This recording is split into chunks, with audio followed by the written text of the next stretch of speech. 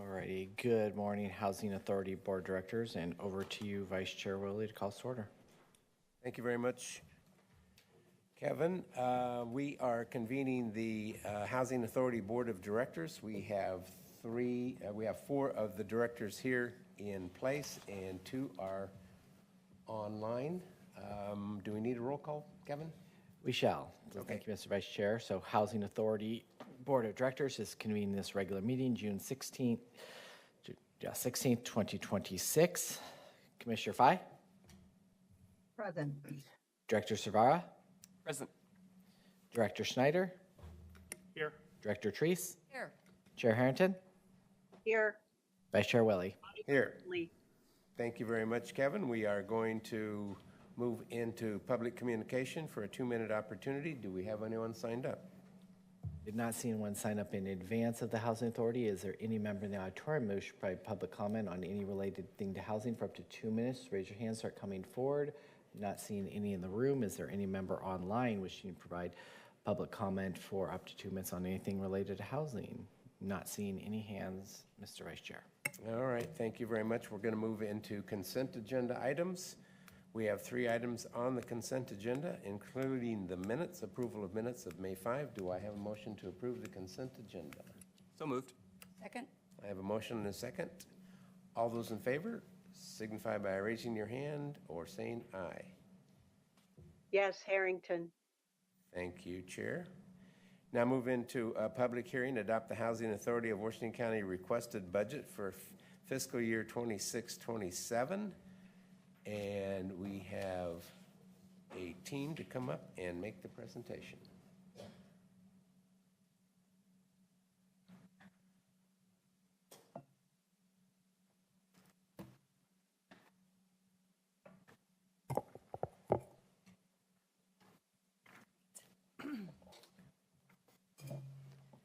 Good morning, Vice Chair Willie and directors. For the record, my name is Molly Rogers, and I'm the Executive Director of the Housing Authority of Washington County. Joined with me today are Ryan Bonsbach, our Deputy CFO, and Steve Netter, our Budget Manager. And before we get started, I would like to recognize a member of the audience, John Epstein, who is part of our Housing Advisory Committee, which also serves as our Budget Advisory Committee. And he also happens to be a nationally recognized finance expert and a very long-serving HAC member. So we're lucky to have the caliber of expertise as we do on HAC. And he is here in case you have questions at the end related to our review process with our budget advisory and what things they look for as we go through our budget with you.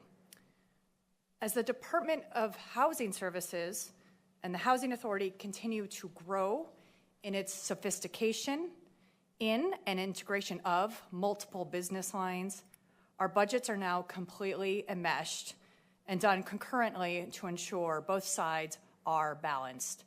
So it's not lost on me today that you all get to approve both sides of the budget, so I'm thrilled that we can bring forward with you this morning. Next slide. Our agenda today will start with an overview of the Housing Authority's organizational structure, our programs and business lines. We will then provide a high-level overview of the requested budget. Then we'll dive deeper into the revenues, expenses, net cash flow, and assumptions by each program area. Finally, we will ask for your approval at the end. Next slide, please.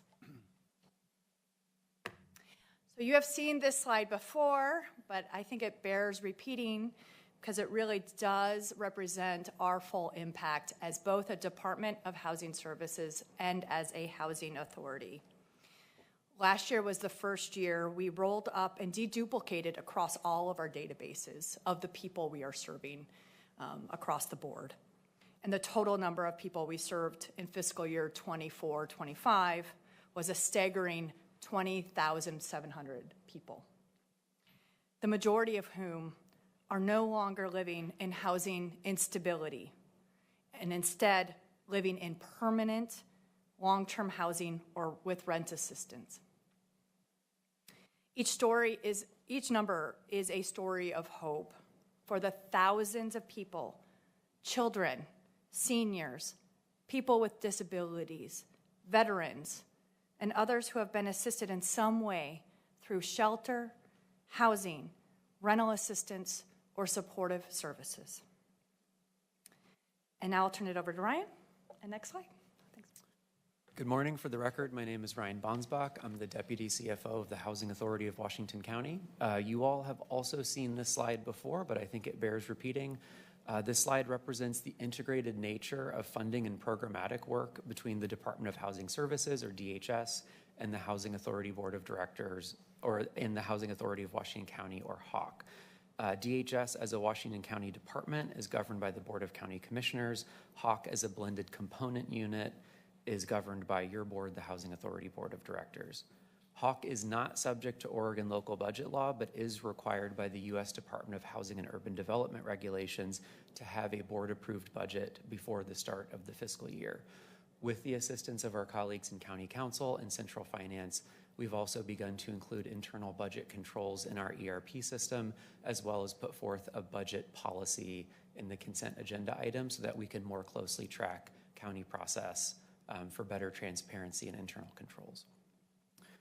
All our employees are county employees with HAWC funds reimbursing DHS for those costs, and DHS also transfers funds to the Housing Authority to administer programs like the Federal Continuum of Care Grants and Metro's Affordable Housing Bond to support rental assistance and affordable housing development. The numbers on this slide include estimated fund balances across both the department and the Housing Authority and are larger than the revenue and expenses in HAWC's proposed 26-27 budget that we'll talk about today. This organization chart breaks out HAWC's major business lines into specific program areas. So under federal vouchers, we administer the Housing Choice Voucher Program, or HCV, special purpose vouchers, and the Family Self-Sufficiency Program, or FSS, as we will often call it, as well as owner services. Under public housing, HAWC operates and makes capital improvements on our housing stock and is realigning that portfolio through the Section 18 disposition program. And the broader real estate development and operations program is further broken out to include developing and preserving affordable housing and leveraging private investment in affordable housing through tax credit partnerships. With that context, we'll move to our budget overview and specific program budgets. So I'll turn it over to Molly for some key messages. Thanks, Ryan. HAWC's fiscal year 26-27 request budget really represents a very stable organization. As you'll see, it's practically break even, while administratively we're right-sizing some of our operations as well as improving cash flow in our real estate portfolio. Our future continues to be in the preservation and development of affordable housing, with a pipeline of projects over the next 5 years. And this pipeline represents a very diverse set of projects that not only increases the supply of affordable housing in the community, but also supports our homeless services team in building out our essential system of care under HAWC's ownership, such as the Cornell Road Recovery, Forest Grove Permanent Supportive Housing Project, and Heartwood Commons. Finally, this budget embeds structural sustainability by a continued focus on repositioning our public housing portfolio via the Section 18 disposition initiative, as well as improvements in our voucher operations. Next slide. I'll go over some budget highlights for this year's proposed budget. So our largest revenue source is the Housing Choice Voucher Program, as you'll see in future slides. We're always tracking, to the best of our ability, the estimated federal appropriations. And based on our current enacted appropriations, we're anticipating that the funding for the housing assistance payments will increase slightly, but the amount available for administration, which covers things like our staff and operations, will decrease slightly. We are expecting $8.4 million in gains from the sale of single-family homes in our public housing program from Section 18 dispositions, which helps to right-size our portfolio and the proceeds are pre-approved by HUD to cover the cost of disposition and invest in affordable housing developments here in Washington County. In the near term, we expect continued increases in our financial position from the Section 18 proceeds, developer fees, and waterfall payments, which are payments from partnership activity projects that have sufficient cash flow. So this is our proposed budget at the highest summary level of revenues and expenses. And so you can see our 26-27 budget anticipates revenues of $83.2 million and expenses of $82.4 million, creating a net cash flow of $800,000 and a total cash flow of $3.5 million when you exclude depreciation. The budget does include some small annual operating deficits in specific programs that are offset by the fund balance, and we are continuing to minimize those in the coming year. This waterfall graph shows Hawk's anticipated revenues and expenses broken out across major cost centers in the context of our estimated beginning and ending fund balance. The largest expense category are federal housing assistance payments, supporting our participants, followed by investments in development projects and salary and overhead. Of our approximately $50 million fund balance, $30 million is the net investment in capital assets, and $20 million is cash or cash equivalents to support development projects, rental assistance, and public housing. This graph breaks out Hawk's $83.2 million in anticipated revenue by funding source and does not include any of the estimated fund balances that we showed on the earlier organization chart slide. Like most public housing authorities, federal funds make up the majority of annual revenue, which is 73% for Hawk. Hawk is also able to leverage resources from other sources like rental income, operating revenue, proceeds from Section 18 sales, as well as programs funded by Metro, like the Affordable Housing Bond Program and the Supportive Housing Services Program. All employee changes were proposed through the county's budget process, since all employees are technically employees of the county. But this graph represents the funding split between Hawk and DHS funding. Because all employees may support programs across the entire department, the ratio can change even when total staffing levels are flat. Hawk staffing levels have remained relatively stable through recent years, with more pronounced growth in DHS as a result of the Supportive Housing Services measure. So we'll now turn to specific program level budgets, starting with federal vouchers. So looking at the federal voucher program, Hawk serves approximately 3,046 households across all federal voucher programs, including the Housing Choice Voucher Program, the VASH program serving veterans, the Mainstream program serving non-elderly persons with disabilities, the Emergency Housing Voucher Program, and the Foster Youth Independence Program that support youth transitioning out of the foster care system and experiencing or at risk of homelessness. I'll pass it to Steve to talk more about this budget. Thank you. For the record, Steve Netter. I'm the Housing Budget Manager. So looking at the federal vouchers budget, all the activities tied to housing assistance payments. We're budgeting $58.5 million in revenue, with nearly $55 million of that going directly to participants, including port-outs. The remaining $3.8 million of revenue comes from the earned administrative fee from HUD, which covers our payroll and overhead costs. The remaining expenditures are for a small amount of materials and services, mainly for software licenses and professional services, which brings the total expenditure to $58.7 million.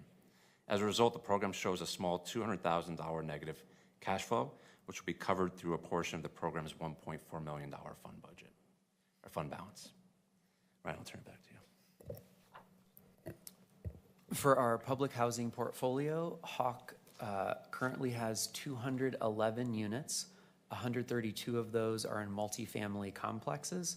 52 single-family homes were not included in the current Section 18 disposition, and of the 60 included in the Section 18 plan, we've already sold 33 of those homes. The remaining 27 will be sold this calendar year. All families impacted by relocation have found new homes with the support of Hawk, including through tenant protection vouchers. In addition to our 211 public housing homes, we also own 8 specialty housing properties. 4 of those have already been sold as part of the Section 18 disposition program. We are beginning early planning for another Section 18 disposition to continue right-sizing Hawk's portfolio and expect to seek HUD approval for a new round of sales in an upcoming budget year. Great. So when we look at the public housing budget, we're breaking even once we back out depreciation.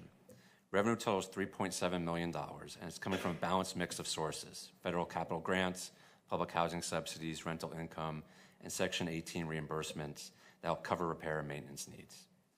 On the expenditure side, the key areas are those repairs and maintenance needs for Section 18 rehab work, payroll and overhead, and material and services, which covers utilities and insurance for these properties.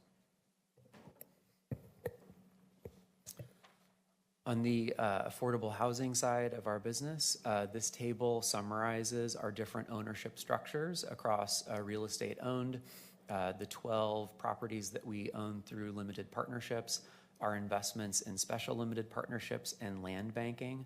This budget proposal in front of you shows the conversion of one of our land banking properties from the beginning of the year to the end of the year being converted into a limited partnership, and that is for the Forest Grove Permanent Supportive Housing Community that recently received Hawk's first 9% low-income housing tax credit award. This proposed budget also includes some significant milestones.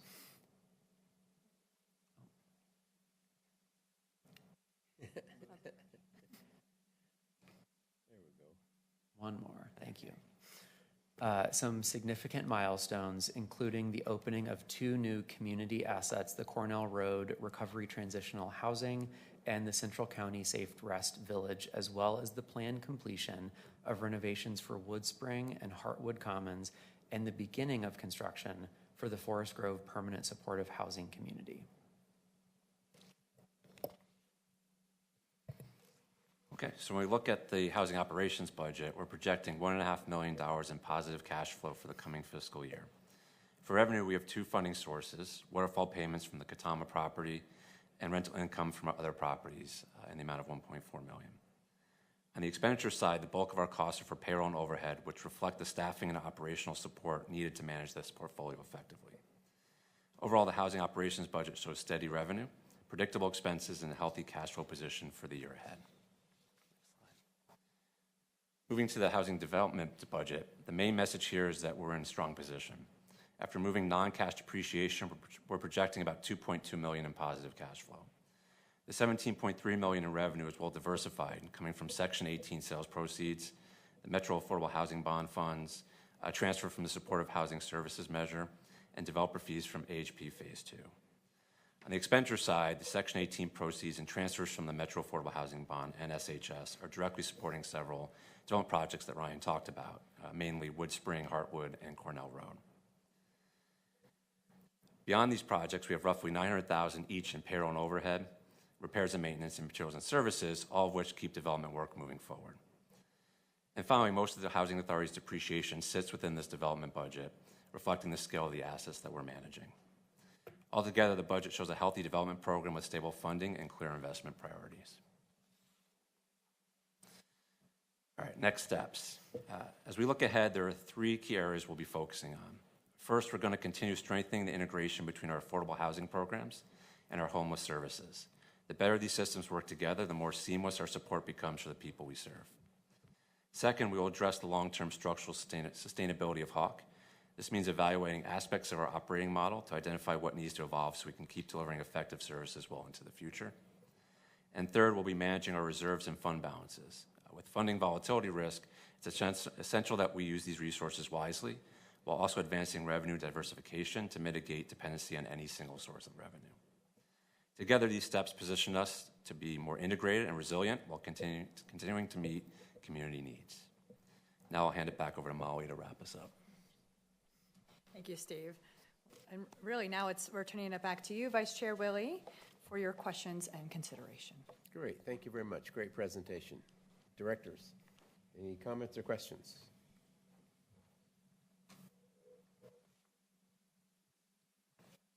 Yeah, Director Savara, go ahead. Great presentation. Really appreciate the overview. And, I was reading the budget policy that we approved during the consent agenda, and a phrase stood out to me. The phrase, I think it was, we move forward with reasonable conservatism when we try and make budget projections.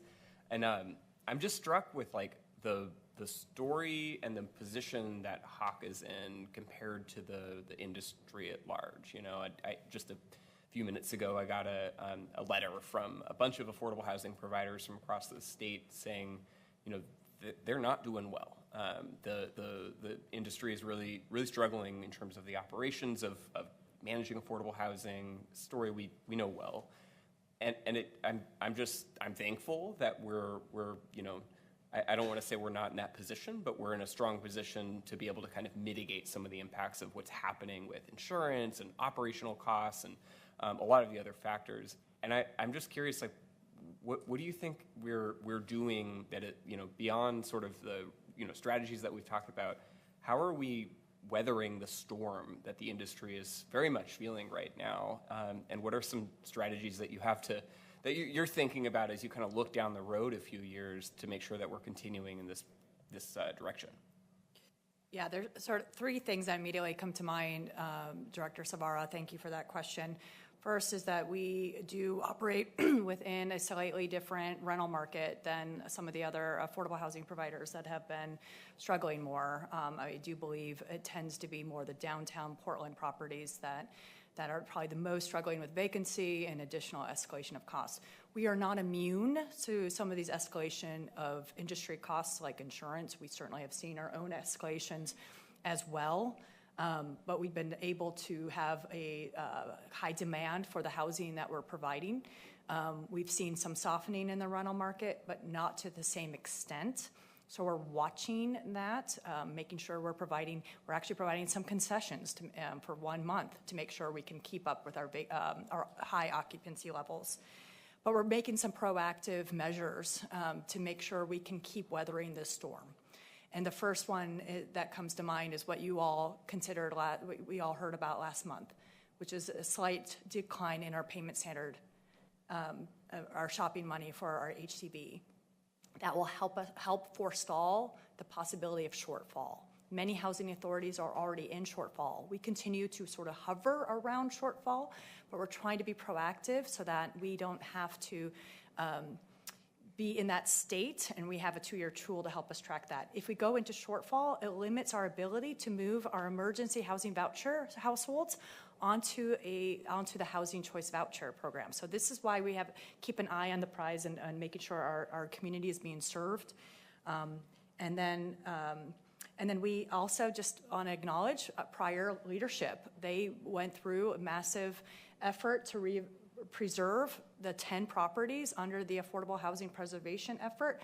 We kind of lucked out in timing to be able to massively renovate and massively improve those operations prior to the 4% becoming a competitive funding source. So we really did, that prior leadership had some incredible foresight.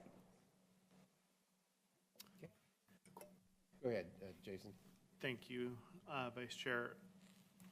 In the past, you all have reported at times on the number of individuals that have, from the Section 18 dispositions, where families have been able to stay and actually purchase those homes. Is there an update on the number of those? I've been very appreciative of that, and I think it demonstrates just how well these programs can work to support, but I don't know if you've got any kind of an update. I see we're selling more, so my hope is that more of them are, some more of them are families that were already in those homes and are now in a position to purchase them. As you may recall, I think it was about a year or so ago, we came to you around essentially our tiering or prioritization system that we were rolling out. So it was really that first phase that allowed the current residents to purchase their homes at a discounted rate. So we're actually through that phase. We're now on, and then we opened up the next phase, which is to community-based organizations and give them a first right to purchase prior to opening up to the market. So I will have to get back to you on the exact number of new first-time homeowners we created through that initial phase. Rough sense, but I don't want to misspeak. But our goal was to make sure we at least had some homeowners, and we did. And in fact, some of them are folks who were immigrants coming to this country, and they're now homeowners, and they get to stay. So it's really, really exciting how they were able to do that. Thank you for that follow-up. And that's all I have. I mean, you all did a great job during the budget presentation. I think we all asked a lot of questions at that time. Even though I have my budget book in front of me, I do not have further questions. Thank you. Director Treese. Thank you, Chair, Vice Chair. In reflecting back on Director Savaro's question and your answer to that question, in relationship to the softening and that potential problem that is out there, I'd just like to make sure that you are aware of the leadership changes on this board that are coming in the next year, and the importance of making sure that our board continues to understand the implications of policy making in relationship to positioning for our position to continue to be strong. So I just want to underscore that and say, as we move forward and as we experience changes on this board, which we will with the addition of another new, an outside person, as well as leadership changes in the Board of Commissioners, I really want to say, please be aware of the need to continue to educate and inform in relationship to avoiding other problems that we've seen in other areas. Thank you, and thank you for your work here. Commissioner Fye or Chair, do you have any comments you want to make? Director Fye, actually. Go ahead, Chair. Chair, you're up. Thank you very much. Have you had the public hearing already? No, not on this. No, We're we haven't. supposed to have one. We're just, So I'll hold my comments until after the public hearing. okay. All right. Thank you. Are we ready to move into that? Directors? Yes. Okay, so I will now open public hearing and ask if we have anyone who wants to testify on this. I did not see anyone sign up or in the auditorium. Is there any member in the auditorium who should provide public comment on this public hearing on the Hawk budget? As you've heard the presentation, raise your hands, start coming forward. Not seeing any in the room. We have one hand up on Zoom, Mr. Dale Feek. Mr. Feek, can you hear us? Kevin? Yep. Go ahead for up to 2 minutes, Mr. Feek. Thank you. Vice Chair Willie and Director Savaro and other directors of the Housing Authority. After listening to the questions, in particular you, Director Savaro, and yours, Directors Jason, I am in total support of the Housing Authority budget. I appreciate also your comments, Director Treese. I think it's very important that we have consistent, informed people that help direct the Housing Authority. So I'm saying that I'm in support of the budget. Thank you. Yeah. Next hand we have online is Jenny Kemprath. Ms. Kemprath, can you hear us? Hi there. I know somebody who is trying to get in here to testify, but Zoom will not let him in. Is there another way via phone that's easy that he could get on there? Yes, on top of the agenda is the call-in telephone number, and they just have to enter the Zoom ID that's also on the agenda to get in, and I will look for any numbers that come in. Do you have the agenda number handy?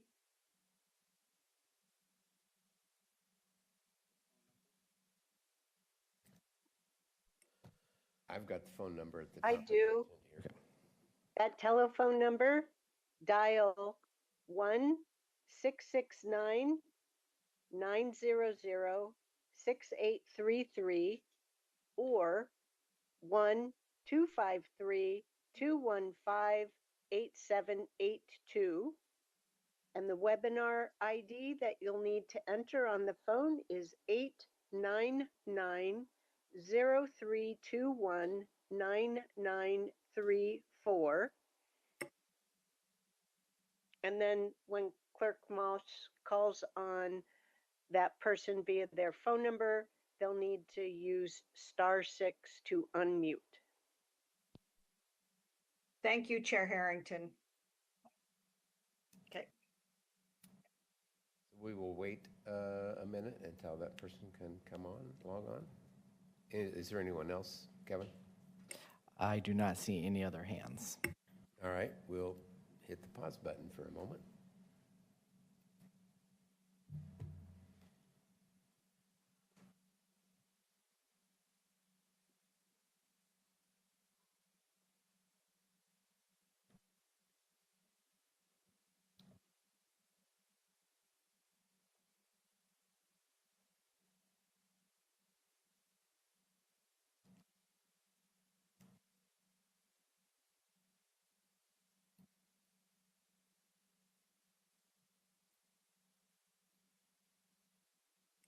All right. All right. The person calling the phone, can you hear us?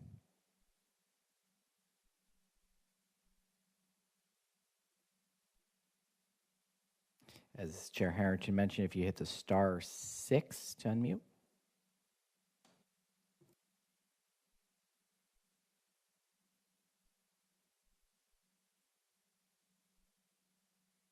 If I could jump in, if the person at the telephone number 971-803, there you go. Now you're unmuted. Hi. Yes, hi, that's me. Please go ahead for up to 2 minutes. Can you hear me? Yes. I would like to give testimony, and I would hope that it would be on the record about the housing vouchers being given in Washington County, and not only specifically the housing vouchers, but also rent help. And for some reason, I am being told I do not qualify, even though I am protected with my son and my wife under a lifetime protective stalking order given by a judge in Marion County in 2023. And we have been trying to receive help due to being victims of this individual. He has made documented threats to my life, to my child's life, and we had to do an emergency move in February from our residence in the Tualatin area, and we had to emergency relocate to Hillsboro, which financially broke my family at a horrible time when my wife was 8 months pregnant, 6 months pregnant, because she gave birth in April. And I just want it to be known that I'm being denied domestic violence, housing help, because this individual, I never slept with him, but I am granted the stalking order, but they're telling me that it doesn't count for the help because I never had sexual intercourse with this guy, or I was never married to him. But the fact that he was breaking into my home, stalking my wife, making threats to behead my child, and I am just looking for safety and security for my family, and I am being told no at every single turn. And I just also want it to be known, it would just go right in here, guys. I just want it to be known that I'm trying to get the help, and it is not being given to me. I'm being told pretty much that since I work to support my child and that I'm not on the streets using drugs with nothing and stealing, that I get nothing. And I cannot afford to feed my family. And on top of all this, my food stamps were cut off because Sir, I'm gonna need to ask you to stop. First of all, your 2 minutes is up. Secondly, this is a public hearing regarding the Housing Authority budget for fiscal year 26-27. This comment period that you're talking about is more appropriate in the next section of our agenda, which is public communications, which you would have 5 minutes to respond to. So I need you to stop at this point in time. I'd like you to also introduce yourself at the appropriate time when we get to public communications so that we know who we're talking to, okay? So, Fantastic. Okay, thank you very much. Thank you. All right, Ms. Vice Chair, I don't see any other hands related to the budget. Okay, I will now close the public hearing. Chair Harrington, you had comments?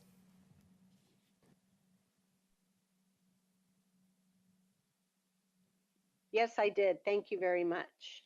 I just want to say that I am really appreciative of the extent of work done, including with this proposed fiscal year budget. The team over my 7.5 years have aggressively pursued each and every possible funding program, particularly from the federal level, such as becoming a moving to work organization and additional vouchers. All of their work has been aimed at serving the needs of our Washington County community. Policies, practices, procedures have continued to improve over the years, all while federal funding and federal rules are in quite a state of flex. So thank you to the team for your incredible work and your flexibility and nimbleness. And I really look forward to voting to approve this proposed budget. Thank you. Thank you, Chair. Director Fye, did you have any comments you want to make? No, I just want to say ditto to everything Chair Harrington said. Okay, thank you. And I would echo that as well. Great job. Thank you very much. Running a good, very valuable program, as we heard a couple of minutes ago. And hopefully we can certainly hear more from that individual. So, no other comments. I would entertain a motion to adopt the Housing Authority Washington County budget for fiscal year 26-27. I move So to moved, Harrington. Second. I have a motion from Chair Harrington, second from Director Savara. All those in favor, please raise your hands. And yes, Harrington. thank you very much, Chair. We are unanimous, 5-0. 1, 2, 3, 4, 5, 6-0. And the motion passes. Thank you very much for your presentation. We will now move into item E, which is the public communications. Is that a different phone number to call in on? No, that is the same phone number, and it's Vincent Yanello. Are you still with us? I am. Yeah. Yes. So, okay. Yeah. Just announce your name for the record, and then you can have up to 5 minutes.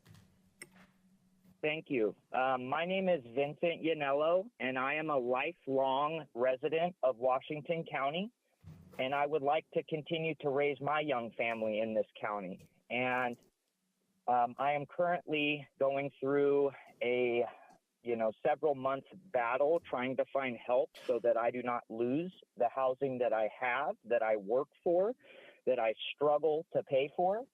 I work well over 70 hours a week. That's every single week to feed my family, and I'm barely making enough to survive.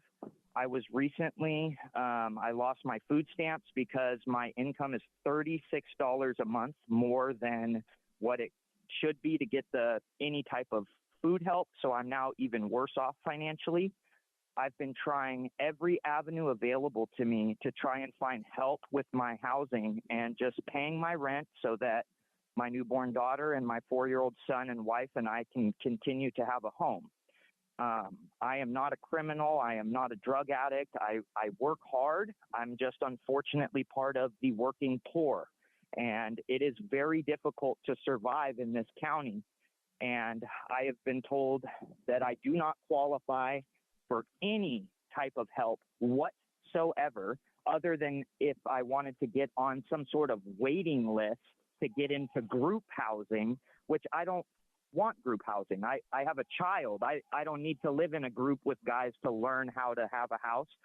I have a house. I pay my bills, but I am just being turned away, and it feels to me, and I do want this on the record, it feels to me as if I'm being discriminated against because of my ethnicity with these things. I'm being told, because I'm not a migrant or a migrant worker, I'm being told, because I have a job, I don't qualify, but if I quit my job and started smoking crack, I would be more than, eligible for help with these things. And it is extremely upsetting. It's extremely disappointing that this county will throw resources hand over fist at people who are doing nothing to help themselves. But people like me who are just trying to keep a roof over my family's head, hey, the bare necessities. I don't go to the river. I don't go out to bars or concerts. I don't make enough to do that. I don't even make enough to buy myself a special soda for dinner. Like, I have nothing, and I'm barely surviving. And these things are geared towards the wrong individuals. And I have tried every avenue. I have not called 211 one time. I have called them hundreds of times. I have called every nonprofit I can find a name and phone number for. Every single place, because I work, I don't qualify. And it is just very upsetting, and it's heartbreaking because, I'm going to end up on the street with me and my family.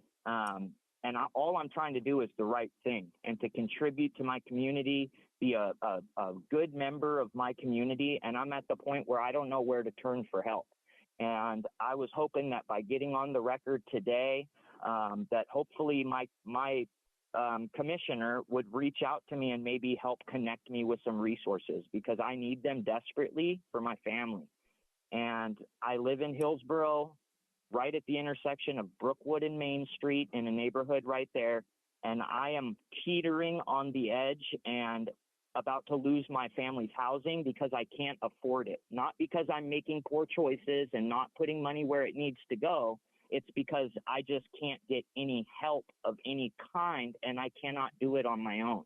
I'm already working 60 plus hours a week, every week, for this entire year so far. I can prove that. But I'm just not making enough to survive.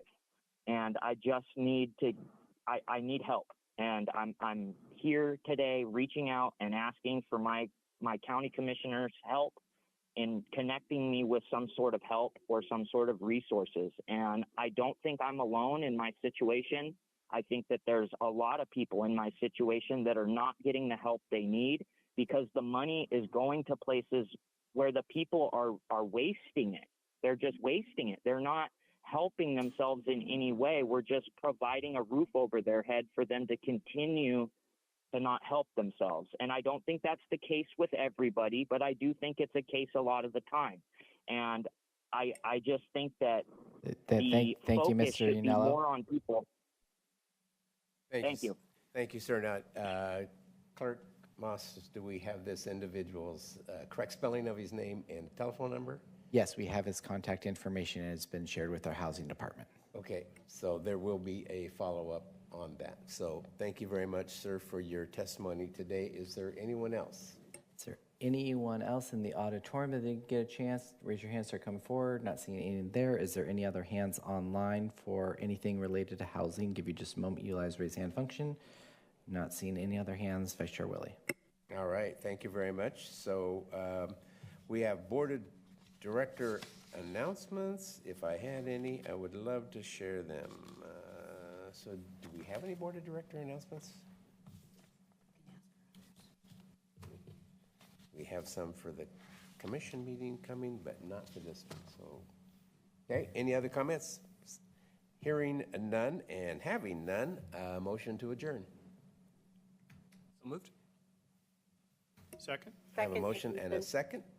All those signify by raising your hand or saying yes. Yes, Harrington. Thank you very much. This meeting is adjourned. We will wait 5 minutes. We need 5 minutes. We want 7 minutes. 5 minutes. Okay, 10:58, we will adjourn into the Washington County Board of Commissioner meeting.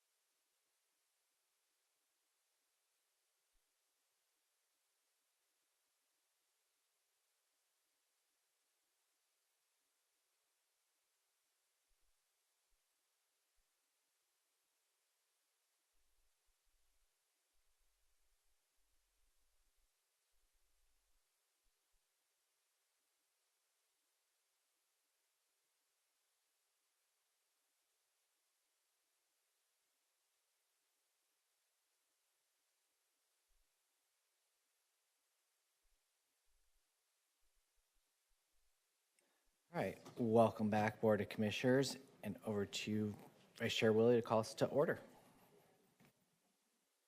Okay, thank you very much, Clerk Moss. We are going to convene the Tuesday, June 16th Board of Commissioners for Washington County meeting, and roll call, please. Thank you, Mr. Vice Chair. Washington County Board of Commissioners also meeting as all other county service districts. This is regular session, June 16th, 2026. Commissioner Fye? Present. Commissioner Treese? Here. Commissioner Snyder? Here. Chair Harrington? Here. Vice Chair Willie? Here, thank you very much. For everyone that is able, would you please stand and join with us in the Pledge of Allegiance? I pledge allegiance to the flag of the United States of America and to the republic for which it stands, one nation, under God, indivisible, with liberty and justice for all. Thank you. Now move into public communication. Clerk Moss. Thank you, Mr. Vice Chair. First two we have up is Barbara Edwards and Roger Law, followed by Mary Hoke Lopez.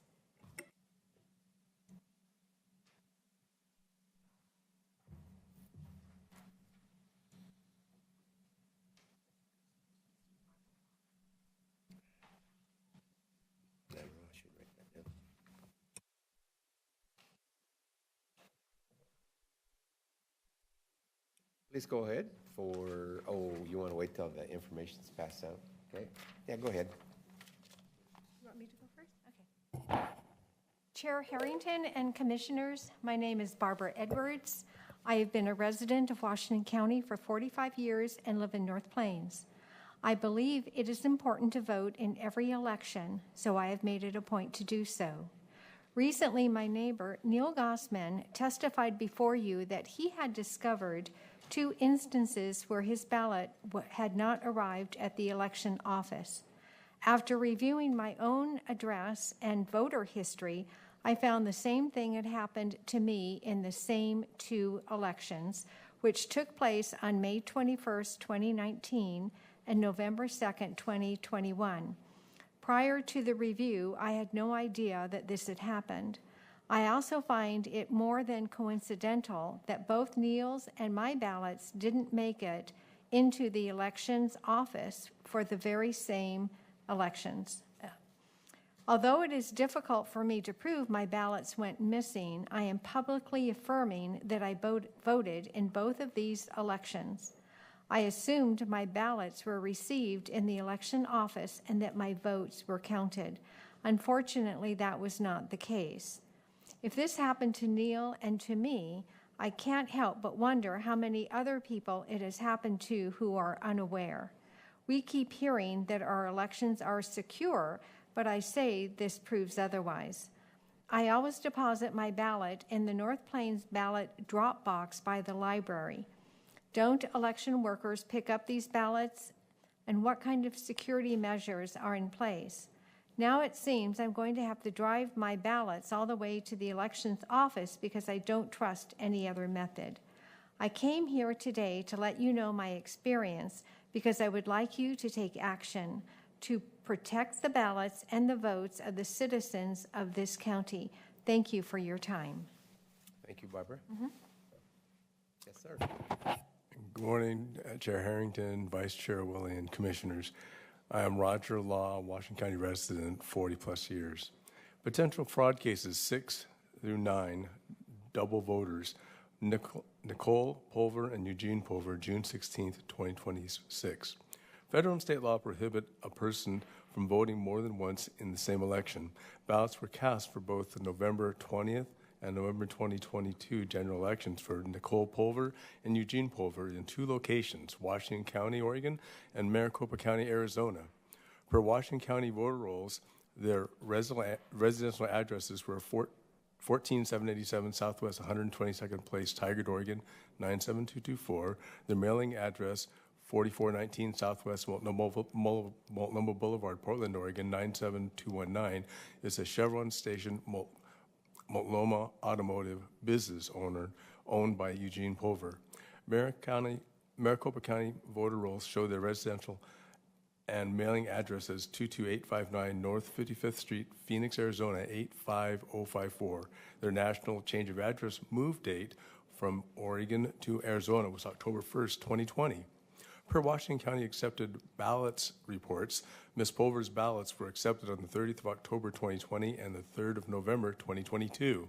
Mr. Pulver's ballots were accepted on the 30th of October 2020 and the 4th of November 2022. Although no ballots have been submitted for them in Washington County since then, they are both still listed as active with the same address on the May 2026 Washington County voter rolls. Information on both double voters has been shared with the Washington County Sheriff's Office along with supporting documentation including but not limited to those provided for you below. Copy of the January 2025 Washington County, Oregon voter rolls with history. Copy of October 2024 Maricopa County, Arizona voter rolls with history. Copy of November 2020 and 2022 Washington County accepted ballots reports. Double voting summary document based on comparison of the state voter rolls and national change of address data. Thank you. Thank you, Roger. All right, next we have Mary Halkopoulos.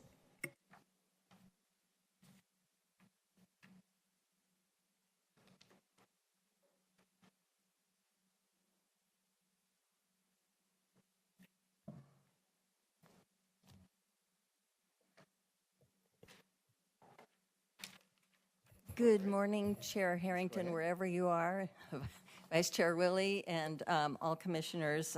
My name is Mary Halkopoulos. I'm a resident of Washington County. Vera Jean Beck lived at 6940 Southwest Canby Street in Tigard. She was born July 22nd, 1929, and she passed away and died on July 15th, 2010. Her obituary was published in the Oregonian. Ballots were cast in her name in 3 general elections after her death: the November 6, 2012, November 4th, 2014, and November 8th, 2016 elections. Her record remained active for an additional 2 years until it was eventually changed to inactive on November 20th, 2018. She is still listed as inactive on the May 2026 Washington County voter rolls. In 2022 and 2023, Washington County citizens submitted to the Elections Office obituary proof of death for several hundred individuals appearing on the voter rolls, including Ms. Beck. Many of those records were removed. Hers was not one of them. Next month, it will be 16 years since her death. This information has been shared with the Washington County Sheriff's Office along with supporting documentation including but not limited to Ms. Beck's obituary, copy of the Washington County August 2025 voter rolls with voter history record, and VoteRef independent voter history source. Today's cases of potential fraudulent ballots brings the total reported to you so far to 12. There will be more. Thank you, and thank you for the nice budget slides. It really helps to read those. Thank you. Thank you, Mary. All right, that concludes who was in the room who signed up. Is there any other member in the auditorium who should provide public comment on up to 2 minutes on any county-related topic? Not seeing any raised hands or come forward. We have one hand online, Charlie Henderson. Mr. Henderson, can you hear us? I can. Am I coming through clearly? You are. Please go ahead for up to 2 minutes. All right, perfect. Thanks, Kevin. Good morning, Chair, Commissioners. For the record, my name is Charlie Henderson. Because I don't have much time, I will keep this brief. I realize that the Sheriff's drone program is moving forward despite concerns from elected officials and constituents with regard to the sprint to a full surveillance state, and that this testimony is unlikely to move the needle in a sane direction at this time. But for the sake of getting this on record and put before this board so that none of you can pretend you didn't know later on, I want to bring it to everyone's attention that the company that the Sheriff's Office is working with for this drone program, Skydio, has, like many other surveillance companies associated with law enforcement here in the U.S., actively assisted Israel in its ongoing genocide of the Palestinian people. Now, given how many times I've asked this board to put out a simple, non-binding statement on the Israeli-U.S. genocide of the Palestinians, akin to what you put out for Russia's war in Ukraine, even going so far as to bring other constituents to testify, including a heroic Oregonian doctor who is moments from being killed during a quadruple tap on his hospital by Israel, And given how many Oregonian politicians seem to be bought and paid for with regard to this particular topic, I don't expect this board to care. Nevertheless, it does raise the question why there isn't any vetting for companies that the county is paying large sums of money to on whether they are complicit in crimes against humanity. I wouldn't think this a particularly high bar to clear, and yet what we see is that government officials continue to turn a blind eye when it suits you. Maybe if Skydio had assisted Russia with their attacks on the innocent white Ukrainian people, we'd be able to put the brakes on this and reassess. But like many other examples I've seen here in Washington County, because the victims are brown and Muslim, the most that we can do is shake our heads and focus on our quote unquote deep concern. So with that, I want to thank this board for its deep and unwavering concern. I'm sure that this brings great comfort to the Palestinian, Lebanese, and Iranian parents who've watched all of their children be blown to bits, thanks to our collective silence and tax dollars. But boy, those drones are pretty effing sweet, huh? Thank you, Mr. Henderson. Any others? Is there any other member of public wish to provide public comment on Zoom? Give you just a moment to utilize raise hand function. Not seeing any additional hands. Vice Chair Willie. Okay, thank you very much. I'd like to read a comment into the record specifically to all of our folks who testify every week on election fraud. Thank you for your testimony. Claims of election violations must be reported to the Secretary of State office. I didn't see any of that in your information that you had communicated that to the Secretary of State's office. They have the authority to investigate these alleged violations. We encourage you to report these alleged violations directly to the Secretary of State at sos.oregon.gov. I'll bet you already knew that, but anyway, that's what our request is. Take it not only to us, but to the Secretary of State. So thank you for that. Moving on, we are going to go into the consent agenda. There are 11 items on the consent agenda. Do any of the commissioners have any comments, additions, or deletions regarding the consent agenda? No, I move to approve the consent agenda as presented. Second. I have a motion and a second.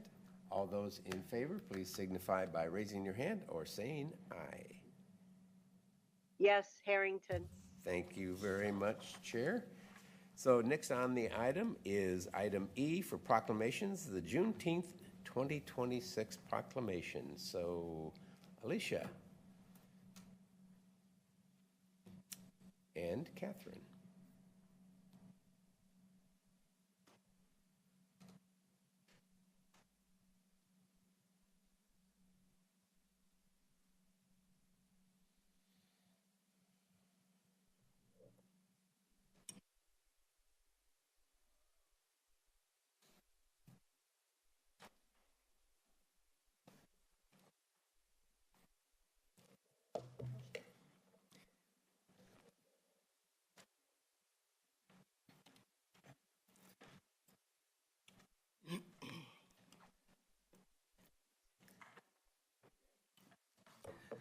Please proceed. Good morning, Chair Harrington and Commissioners. My name is Natasha Posadas. I am with Health and Human Services in the Vital Records Division. I am honored to introduce this proclamation as well as offer a few introductory remarks. Washington County cultural heritage celebrations and resource pages are an important starting point for our collective organizational engagement and learning about the community we serve and the diversity of the human experience. They offer an opportunity to enter and strengthen relationships with staff and community who recognize the important role that the Juneteenth celebration plays in the story of Black and African American history. The Black and African American community, like all cultures, is not monolithic. It encompasses a range of diverse lived experiences, contributions, and opinions.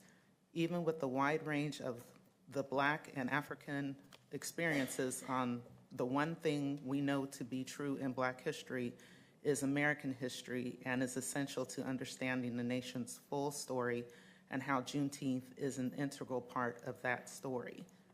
Thank you to all of the planning committee members, committee members for their hard work and dedication to help educate the community. With that, I would like to turn it over to community member and retired Navy veteran, Catherine Staffney, to read the proclamation. States Air Force, and very proudly.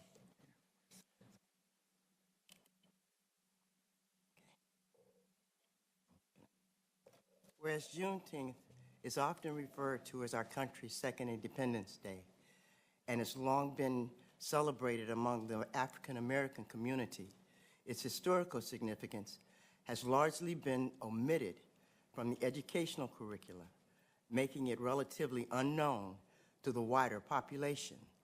And whereas, despite the Emancipation Proclamation by President Abraham Lincoln in January 1st, 1863, and the passage of the 13th Amendment by the U.S. Congress, I'm going to have to ask you, I can't see it. I apologize. There you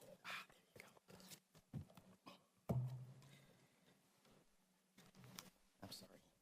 Congress. Thank you. I'm sorry. You go ahead. You're good. You're good. Yeah, get the right glasses on there. More than 250,000 enslaved Africans and their descendants remained in bondage in the state of Texas until the arrival of Union troops at Galveston on the 19th day of June, 1865.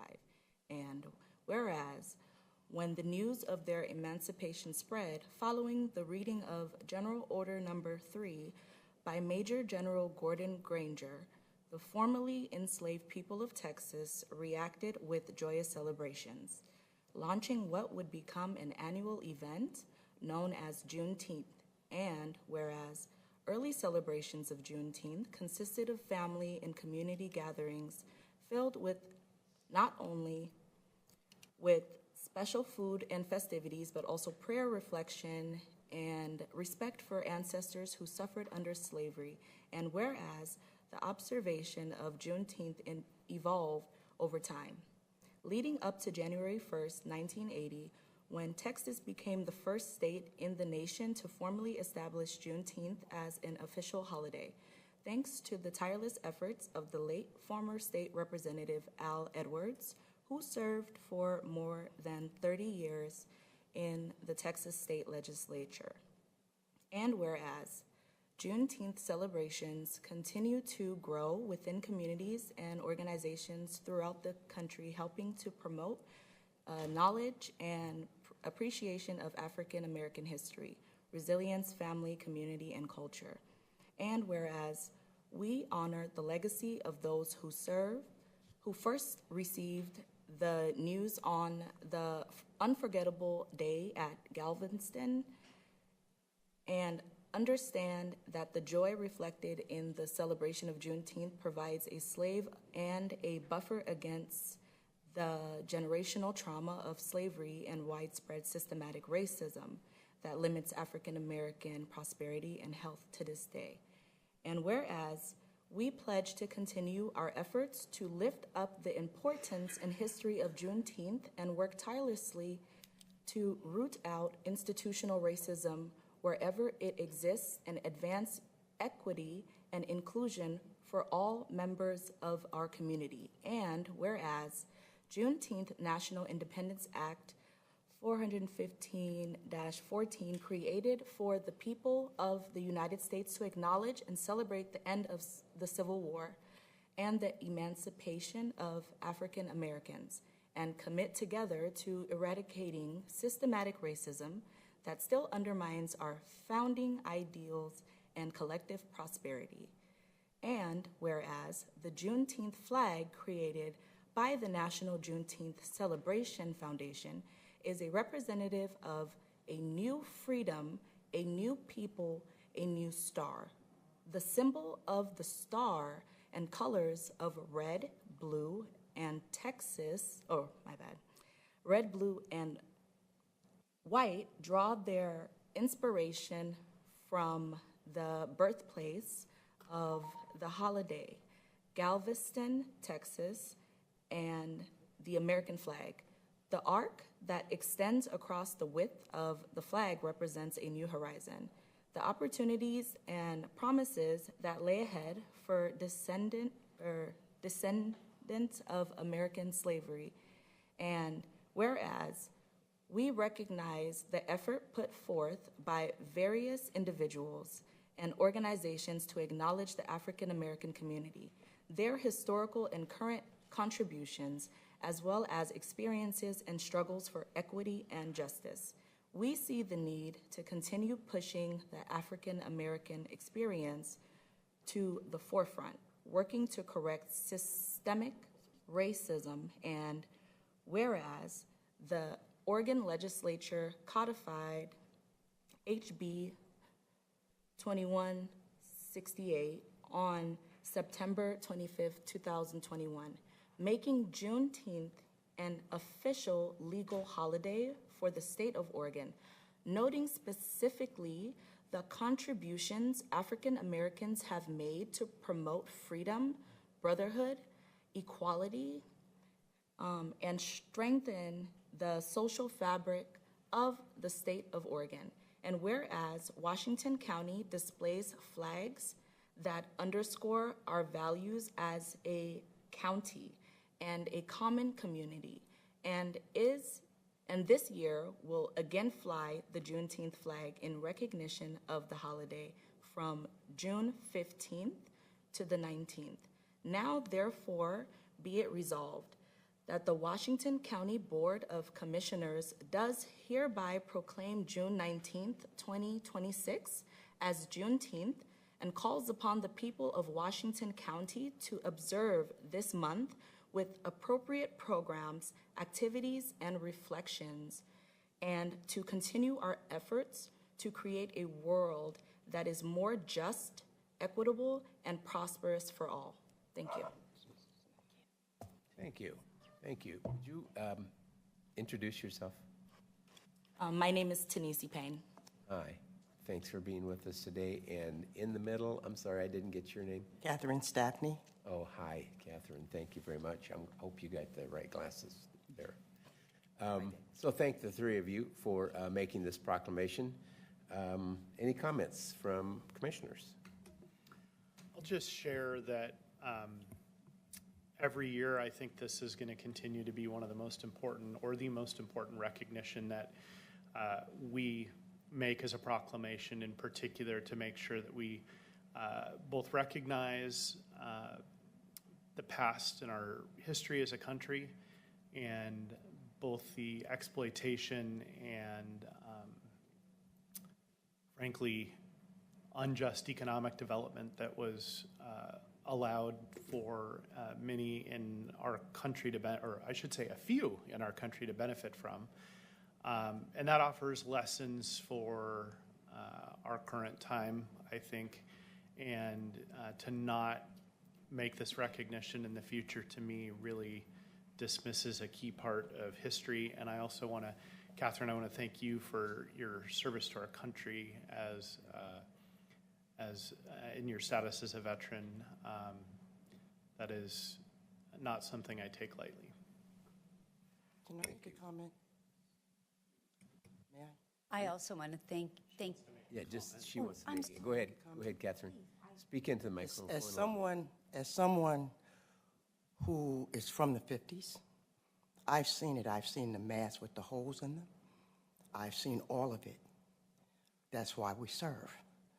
My prayer is that we learn to walk in the truth so the children that come behind us cannot repeat the mistakes of the past. That's my prayer. Amen. Amen. What years did you serve? I was in during the Vietnam time. I was in during the Vietnam time. I am not retired. I am a 100% disabled vet. Thank you for being here today. And that oath is for life. Commissioner Treese. Thank you. Thank you for your statements. Thank you for reading the proclamation. I respect and honor all of you, and I appreciate you being here, and I commit to following through with making sure that we celebrate and honor and do the work necessary to continue this forward. Thank you. Chair Harrington. I want to thank our presenters today. Thank you for being here again this year. I'm sorry that I'm not able to stand with you in person, but I certainly stand with you in strength. Thank you.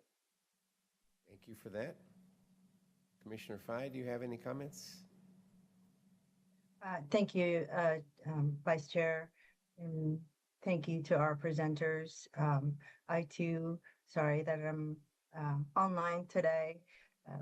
I have a sick child at home, so that required my presence here. But thank you very much. And I do want to say to your wonderful prayer that you just expressed, I do want to underscore and say amen to that. So thank you for your service, and thank you, and please keep praying. Thank you, Commissioner Fye. If I could make one correction to the proclamation that I pulled up online, the dates are incorrect, so if we could fix that. I am on it, Vice Chair Willie. Okay, thank you very much. So I would entertain a motion to approve June 10th, 2026 proclamation. Honored to So move moved, so. Harrington. Oh, second, Harrington. Okay, I have a motion and a second. All those in favor, please raise your hands or signify by saying aye. Yes, Harrington. Thank you very much. Unanimously approved. Thank you very much for being here today.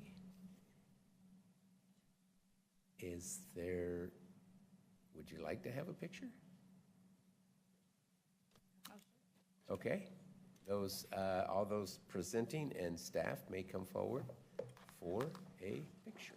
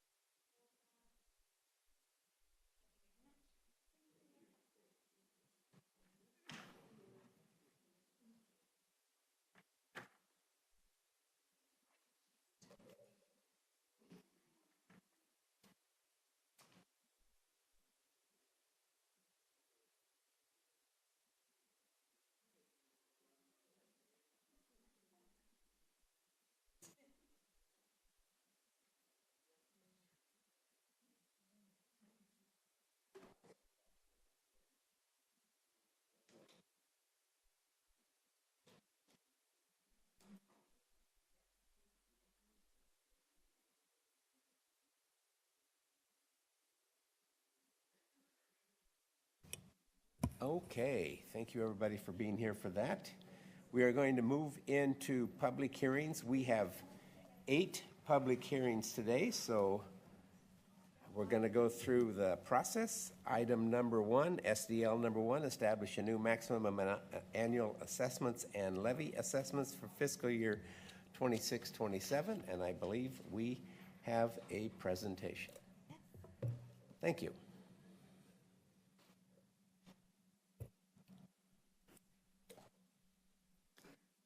Good morning. I'm Ailey Langford, Senior Administrative Manager for LUT. This item can be found on page 328 of the agenda packet.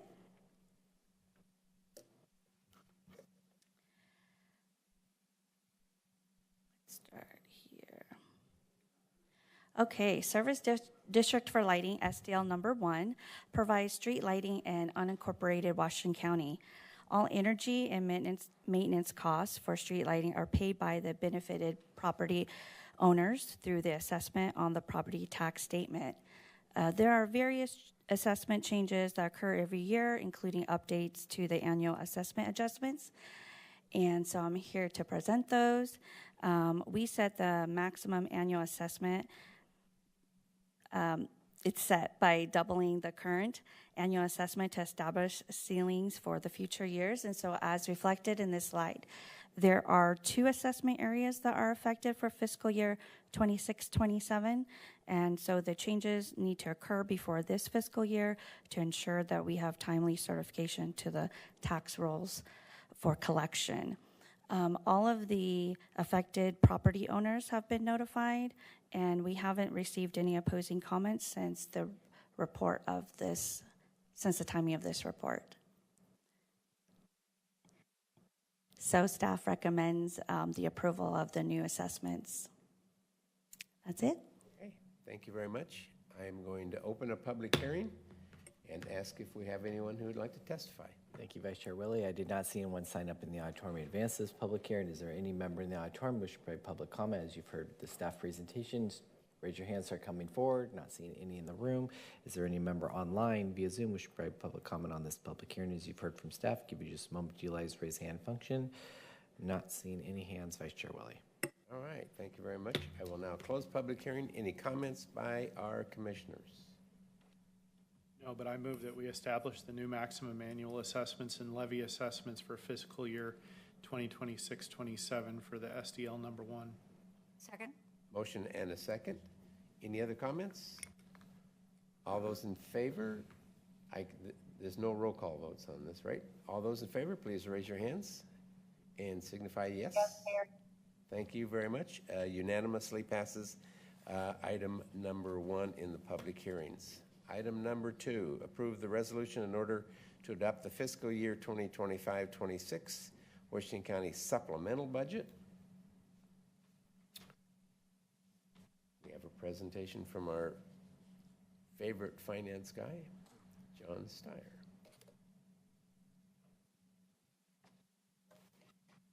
Good morning, Vice Chair, Commissioners. I'm John Steyer. I'm the Chief Financial Officer and here to provide a brief staff report on the supplemental request. This will be the final budget modification prior to year-end close, which is in just 2 weeks. So finishing one and starting another one. I guess I have the clicker. This is a brief, I have the wrong slides here. Supplemental slides? Sorry.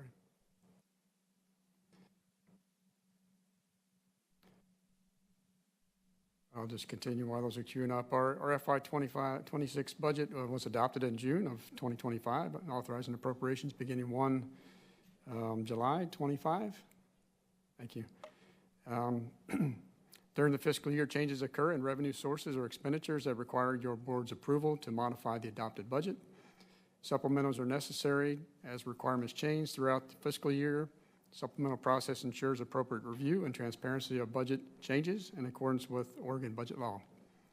Purpose of supplemental request is to increase amount of appropriations in the budget based on several factors, including new or additional revenue received, projected expenditure increases, and clerical administrative adjustments that weren't known at the budget adoption or during the year at a previous supplemental opportunity.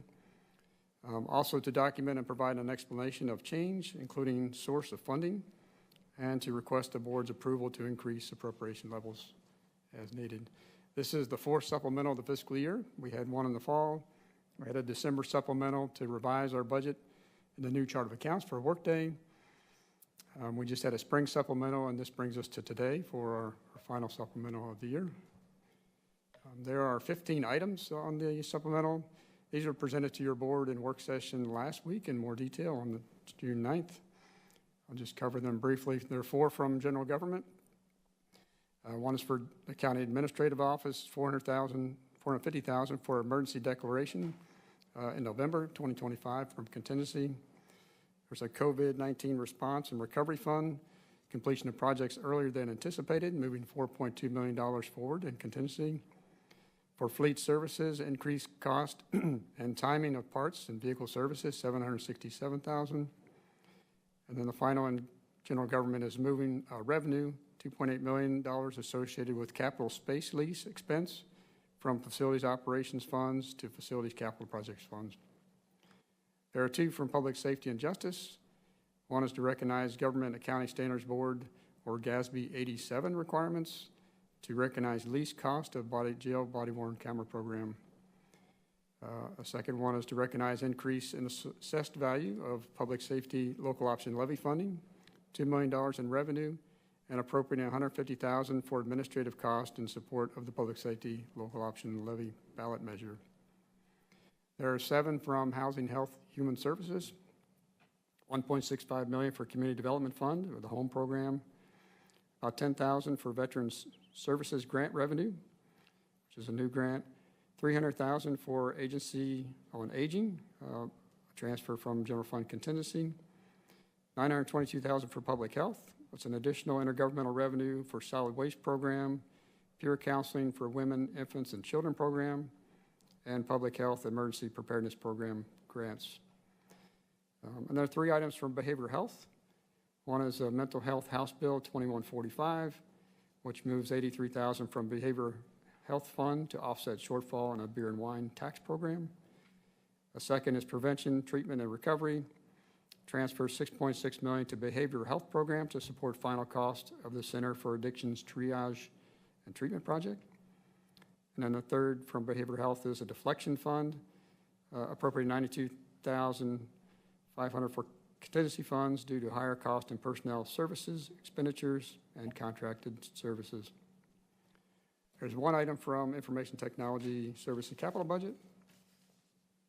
And this recognizes also a Government Accounting Standards Board, a GASB 96, which is a subscription-based information technology arrangement, revenue and expenditure for this fiscal year of $14 million. And then the last one is just a technical adjustments. We had 2 of those. And that moves the Building Equipment Replacement Fund, moving from Facilities Services to Facilities Capital Projects Organization, and moving to Tualatin Hills Parks and Recreation Division systems development charges from Facilities, Parks, and Capital Projects to Facilities, Parks, Planning, and Development Services.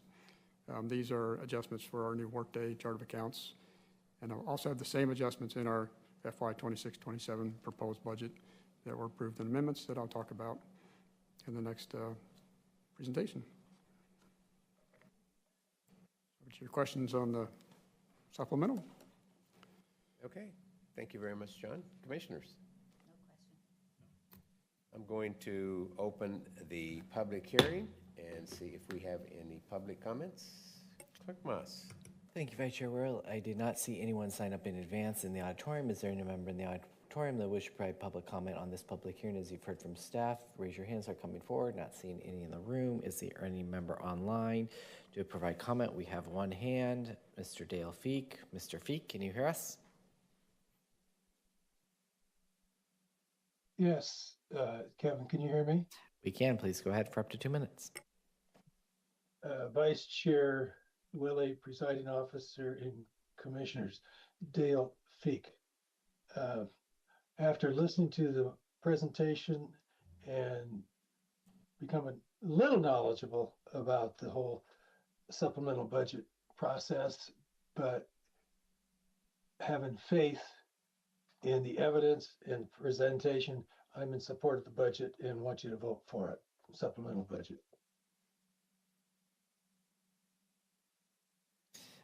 Thank you, Mr. Feek. Is there any other member online that wish to provide public comment on this? Give you just a moment to utilize raise hand function. Not seeing any additional hands. Vice Chair Willie. Okay, thank you. I will now close the public hearing and ask for a motion to approve the resolution in order to adopt the fiscal year 25-26 Washington County supplemental budget.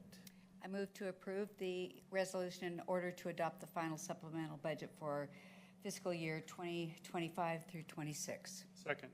Motion and a second. All those in favor signify by raising your hand, please, or saying yes.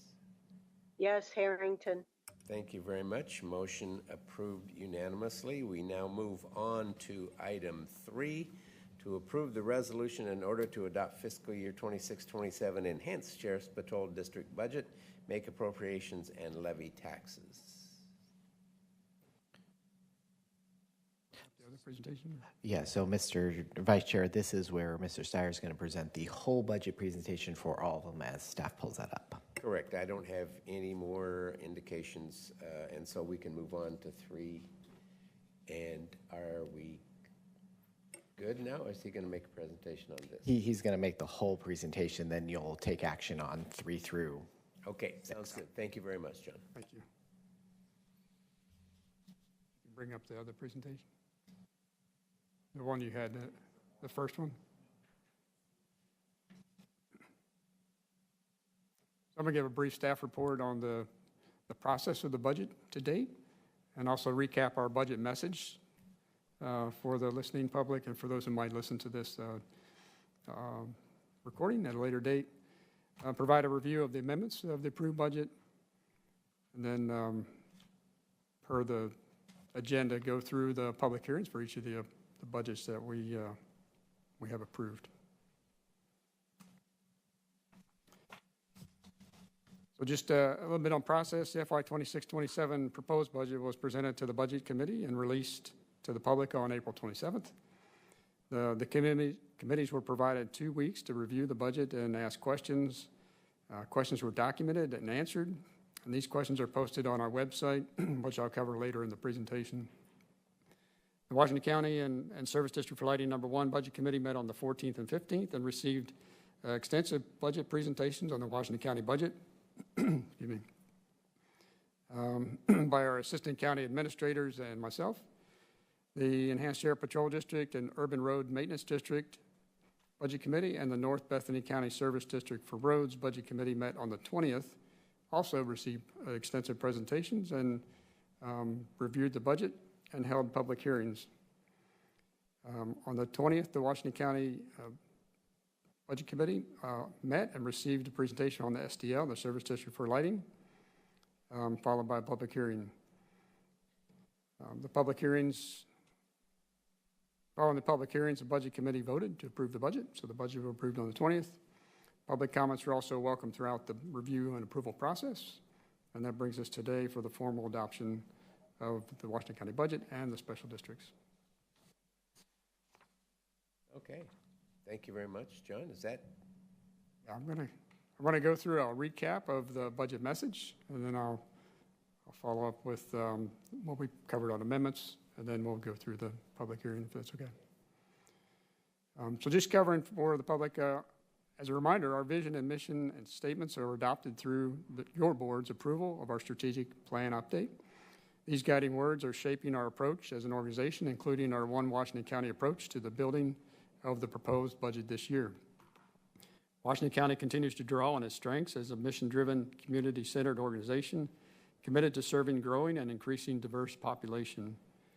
As we prepared the FY 26-27 proposed budget, our One Washington County approach has remained the guidepost that anchors our decisions, especially in a period defined by fiscal constraints, structural pressures, and expanding community needs.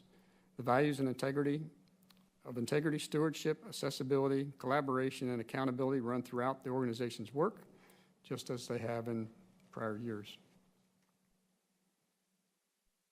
This approved budget reflects our pride and public service and a sobering reality that Oregon's constrained property tax system does not align with the pace and scale of today's service expectations.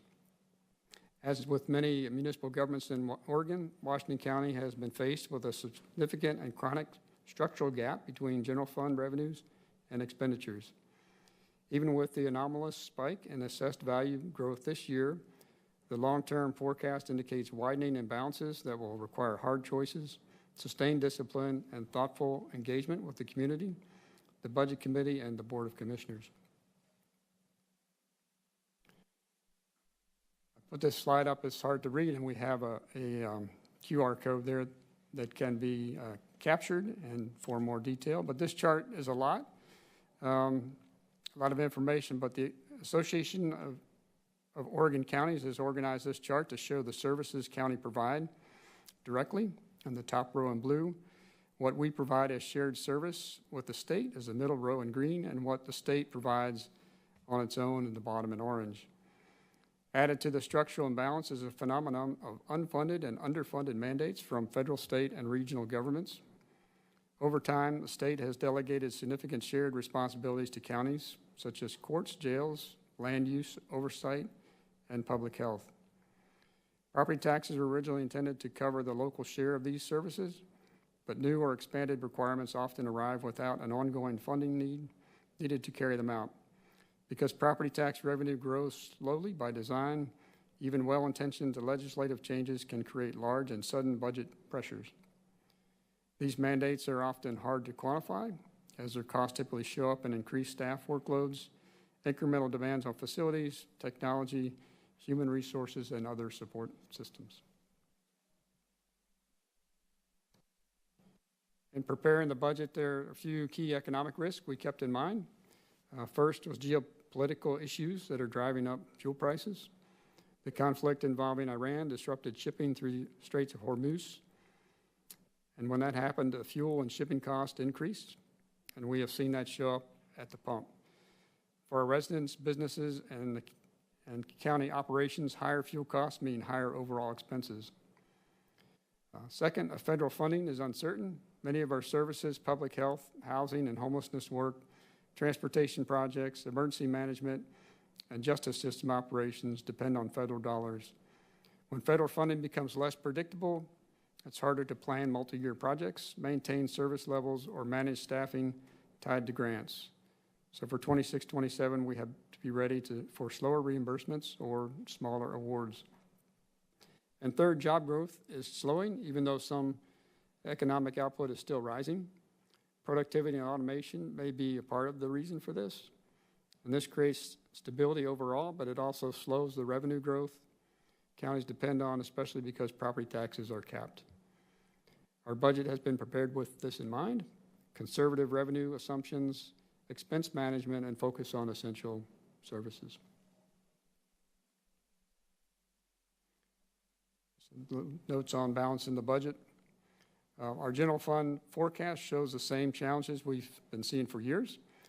The cost of providing county services is growing faster than the revenues that support it.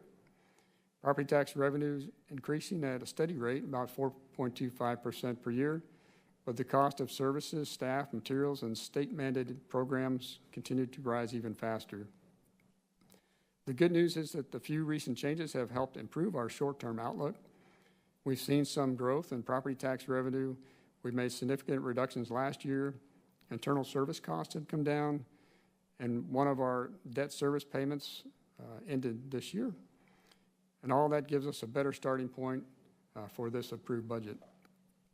When we look ahead over the 5 years, we still see a structural imbalance, our long-term costs outpacing our long-term revenues, and that's what creates a gap in our forecast. Or just to orient the chart, the red line shows expenses, the blue line shows the revenue we expected to have, and these are diverging over time. And then the approved budget for next year, the lines intersect, and we're a balanced budget. The purple line represents revenues we're required to maintain, and over time you'll notice a growing gap between what we have and what we need to keep those resources at a healthy levels. So while it's encouraging to be a more stable position in this budget year, the long-term imbalance remains our biggest challenge.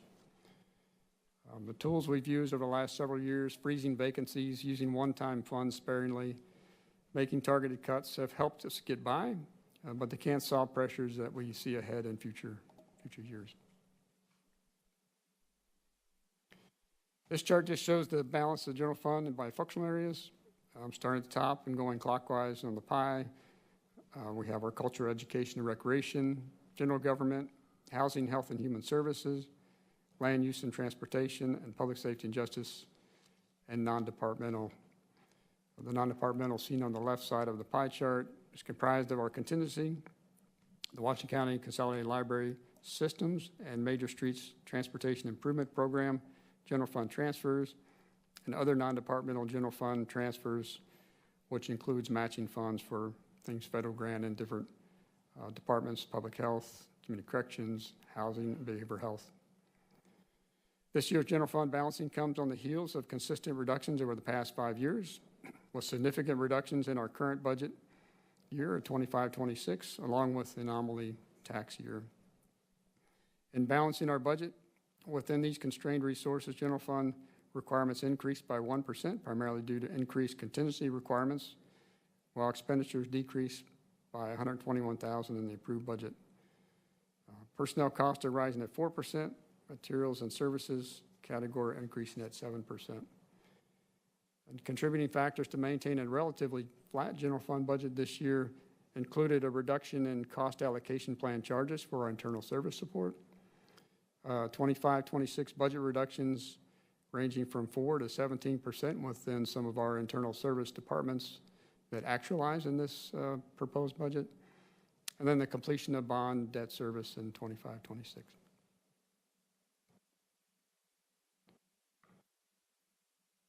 The requirements outlined in the budget incorporate several significant ongoing pressures, including costs related to newly ratified bargaining agreements, restorations of general fund supported positions in the Sheriff's Office, ongoing system support to Workday, which is our organization's new enterprise resource planning tool, funding for public safety investments such as body-worn cameras at the jail, and transitional staffing needs as federal dollars from the American Rescue Plan Act are drawn down before that program's expiration at the end of December of this year. These pressures are real, ongoing, and unavoidable if we are to meet statutory requirements and preserve services that the community relies on. Additional requirements include funding for deferred maintenance and facility upgrades that save taxpayer funds over the longer term through a proactive preventative approach. These investments include planning dollars for the eventual replacement of county courthouse, planning funds for eventual expansion of community corrections center and jail, investments in suitable facilities for state-mandated medical examiner services, and addressing facility needs for state-mandated archival services.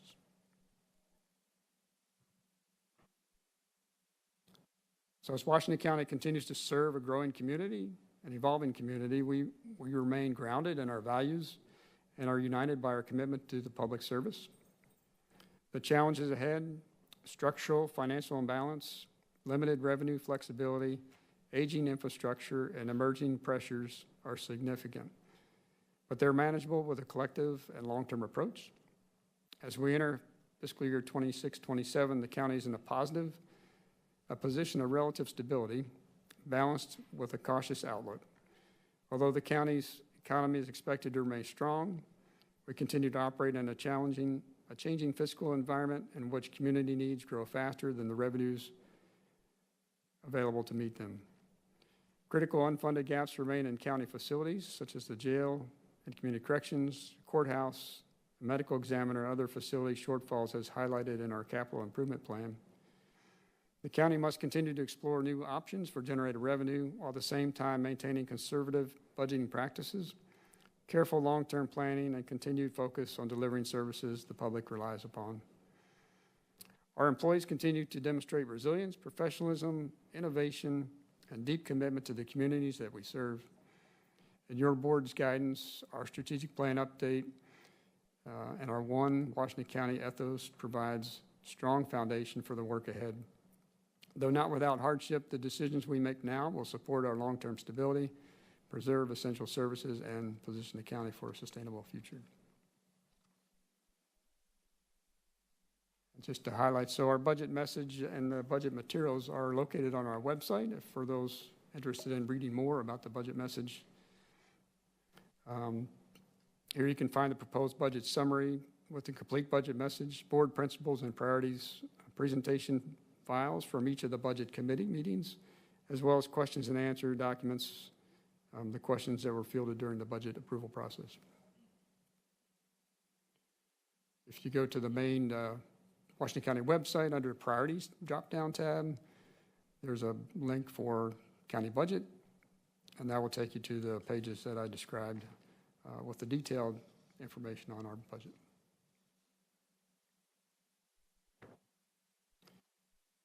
So in the general fund budget, we had two proposed amendments and one motion. The first amendment was to increase the Board of Commissioners travel budget. Due to concerns, the budget constraints have restricted board travel, conference, education opportunities. Travel budgets for commissioners have not increased or were not increased since the commissioners' jobs increased from part to full-time. And the second one is adding an entry-level assistant attorney position to the county's counsel's office, and this provided entry-level position to start building a pipeline of attorneys by training right out of law school and those interested in joining local government. There was one motion that was agreed. It was to designate $15,000 of the Oregon State University Extension Services Specialized program support to fund research by the North Willamette Research and Extension Center, and this will be incorporated into the IGA with Oregon State University. There were 2 technical adjustments. These were similar to the ones I described in the current budget supplemental. Just moving building equipment replacement fund from facilities services organization to fleet facilities capital parks projects, and then to recategorize the Tarleton Hills Parks and Recreation District System Development Charge from facilities organization to land use and transportation, and these were made based on our work day chart of accounts. All right, with that brief overview on the budget message and our amendments to the general fund budget, we can go into the public hearings.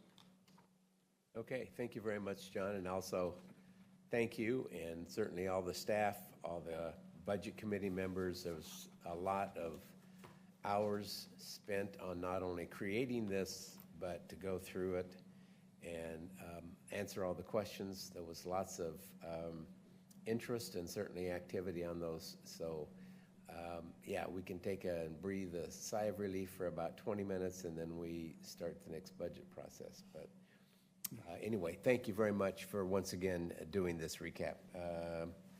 I am going to open the public hearing to the item number 3, approve the resolution in order to adopt the fiscal year 26-27 enhanced Sheriff's Patrol district budget, make appropriations and levy taxes.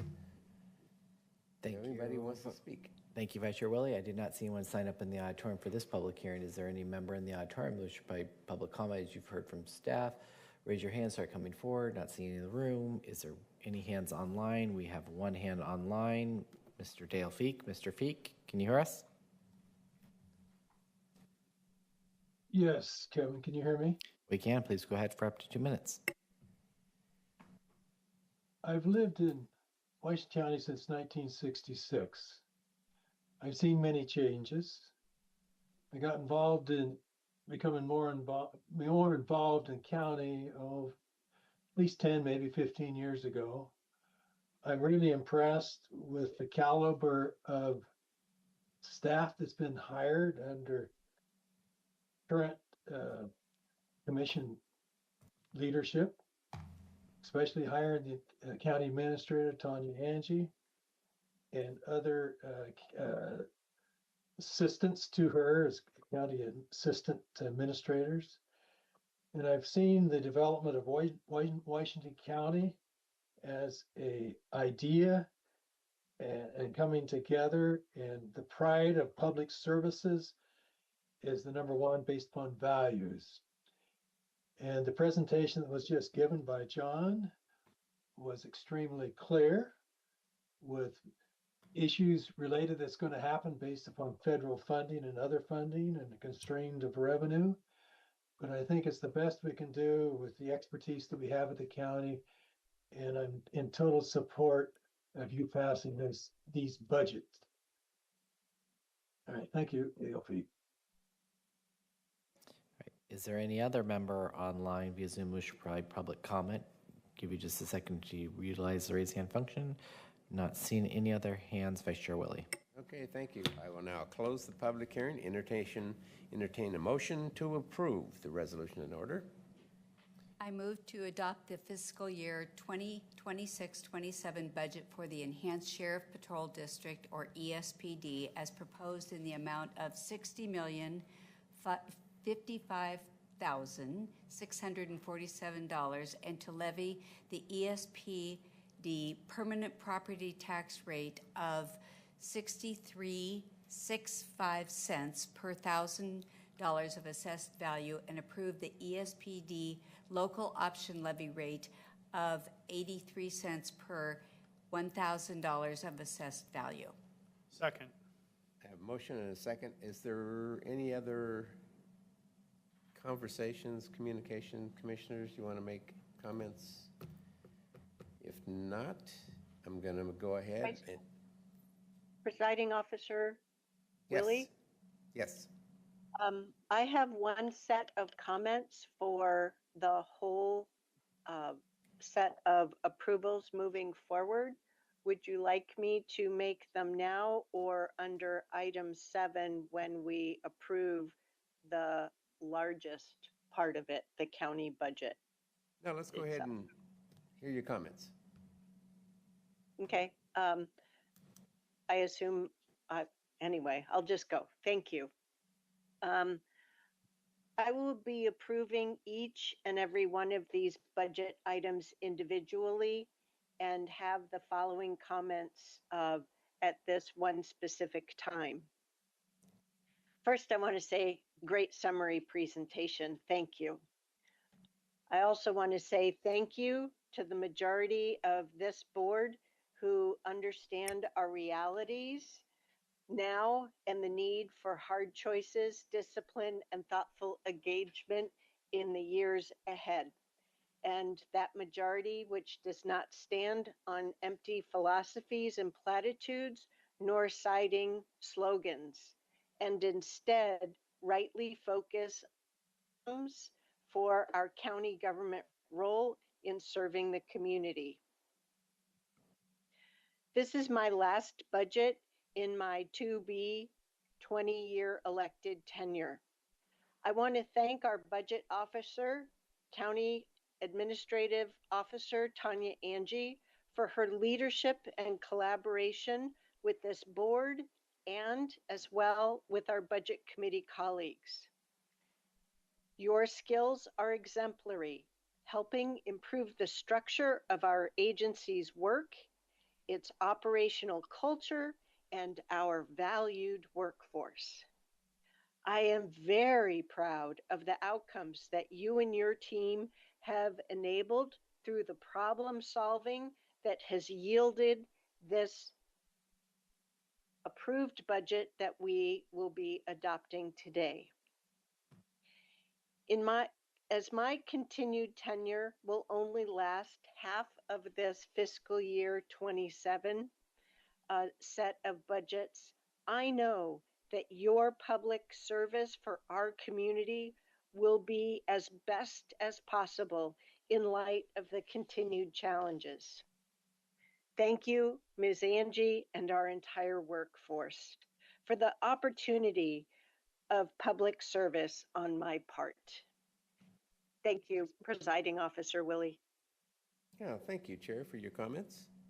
I guess I could ask if there's any other comments, because we're going to move through these pretty quickly. Okay, not hearing any, I would now, did I close it already? You close the public hearing and you have a motion on the floor. Okay, well, I closed it twice then. Okay, so, and I do have a motion to approve.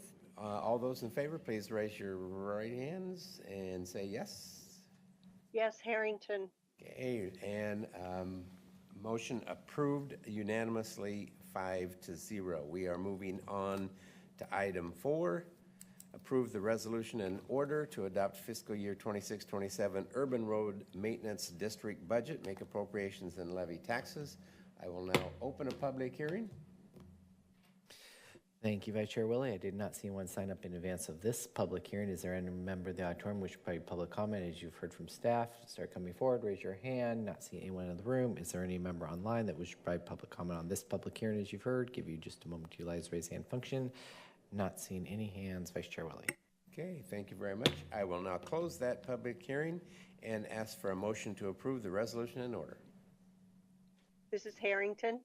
I move to adopt the fiscal year 2026-27 budget for the Urban Road Maintenance District, also known as URMD, as proposed in the amount of $15,675,860, and to levy the URMD permanent tax rate of 24.56 cents per $1,000 of assessed value. I have a motion. Second. And a second. All those in favor, please raise your hand or signify. Yes. Yes. I have unanimous 5-0 on approving item number 4. Item number 5, approve of the resolution in order to adopt the fiscal year 26-27 North Bethany County Service District for roads budget, make appropriations and levy taxes.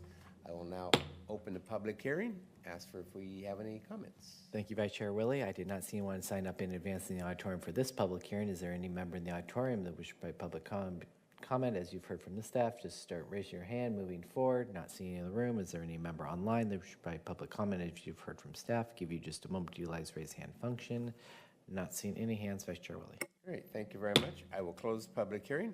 Entertain a motion to approve the resolution in order. I move to adopt the fiscal year 2026-27 budget for the North Bethany County Service District for roads as proposed in the amount of $11,414,454 and to levy the permanent property tax rate of $1.25 per $1,000 of assessed value. Second. I have a motion and a second. All those in favor, raise your hand or signify by yes. Yes, Harrington. Great, thank you very much. It approves 5-0. We move on to number 6. Approve the resolution in order to adopt the fiscal year 26-27 Service District for Lighting Number 1 budget, make appropriations, open a public hearing. Thank you, Vice Chair Willie. I did not see one sign up in advance in the auditorium for this public hearing. Is there any member in the auditorium? Raise your hand, start coming forward. Not seeing any in the auditorium. Is there any member online which provide public comment? As you've heard from staff presentation, give you just a moment to utilize raise hand function. Not seeing any hands, Vice Chair Willie. Thank you, Clerk. I will close the public hearing. Entertain a motion. I move to adopt the fiscal year 2026-27 budget for the Service District for Lighting Number 1 as proposed in the amount of $4,299,684. I have a motion. Second. And a second. Thank you very much. All those in favor, raise your hand or signify by yes.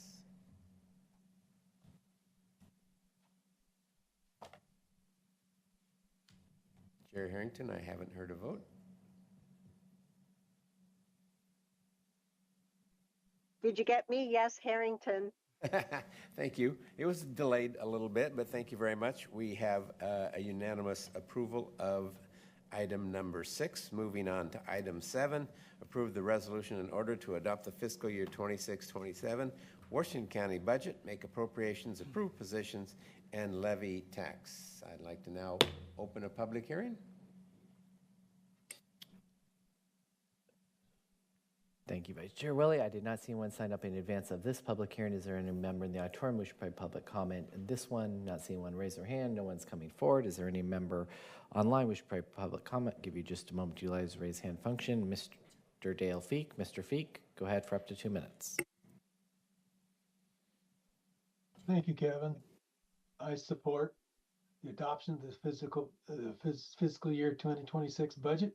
I appreciate all the hard work that the Budget Committee and the staff and the very good questions and tracking of everything by the County Commissioners. So I'm in support and recommend the passing of the motion. Thank you, Mr. Feek. Is there any other member of the public who should provide public comment on this public hearing? As you've heard from staff, not seeing any additional hands. Vice Chair Willie. Thank you very much. I'm going to close the public hearing. Commissioner Treese would like to make a comment, and then we would love for Chair Harrington to make this motion. I'd just like to take this opportunity to echo the words of Chair Harrington about the staff and the leadership under Ms. Angie, but I would like to call out our Budget Committee and the work that the Budget Committee did. It's a great opportunity to work with our community members and to see the commitment from those community members to ensure that voices are heard and reflected in this budget. So thank you to them. And Mr. Sire, thank you for your work. This is budget number 2, correct? It is. And you continue to really make this a process that works well for all of us. Thank you for that. And thank you to your staff. All right. Thank you. Chair Harrington. Thank you. I'm honored. I move to adopt the fiscal year 2026-2027 budget for Washington County, for the Washington County budget, and make the appropriations as set forth in Exhibit A as approved by the Budget Committee in the amount of $2,180,857,3 $1,191, and approve positions as set forth in Exhibit A, levy the permanent tax rate of $2.2484 per 1,000 of assessed value, levy the public safety local option levy tax rate of 66 cents per $1,000 of assessed value, levy the library local option levy tax rate of 37 cents per $1,000 of assessed value, and the general obligation bond amount of $6,037,000 and $00. Okay. Thank you. Second. I have a motion and a second. And all those in favor, please raise your hands and say yes. Yes, Hanson. Thank you very much. We have unanimously approved the budget. Good job, everybody. We're going to move on to the last item, which is approve the resolution order to adopt the fiscal year 26-27 Washington County fee schedule. I will now open a public hearing. So, Mr. Vice Chair, you do have a staff report from Mr. Steyer on this one. Okay, I thought that covered everything, but go ahead, John. Sorry, I'll back that up then. Pull up the other deck.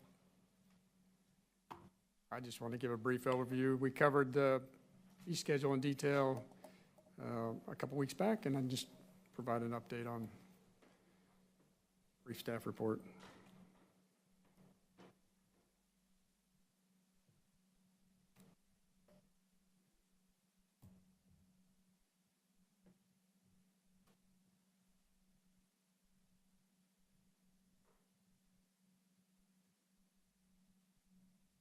While those are pulling up, I just want to say we have an annual process to review county fees.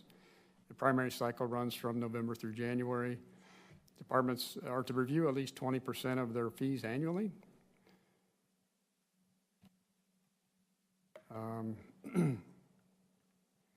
proposed changes are evaluated based on cost to deliver services and are also compared to inflation factors and where applicable to our adjacent counties, Multnomah and Clackamas, to help us stay regionally aligned. The fee schedule was presented to your board on work session on May 12th.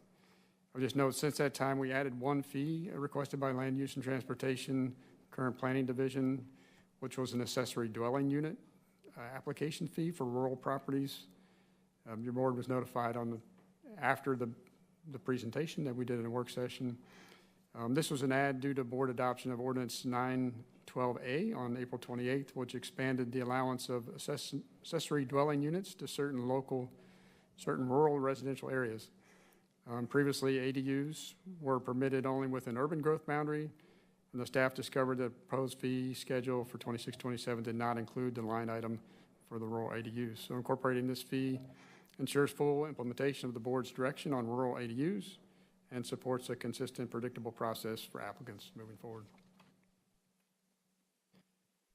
Just highlight that there are 1,292 individual fees in the fee schedule. Total number of fees stays very consistent year to year.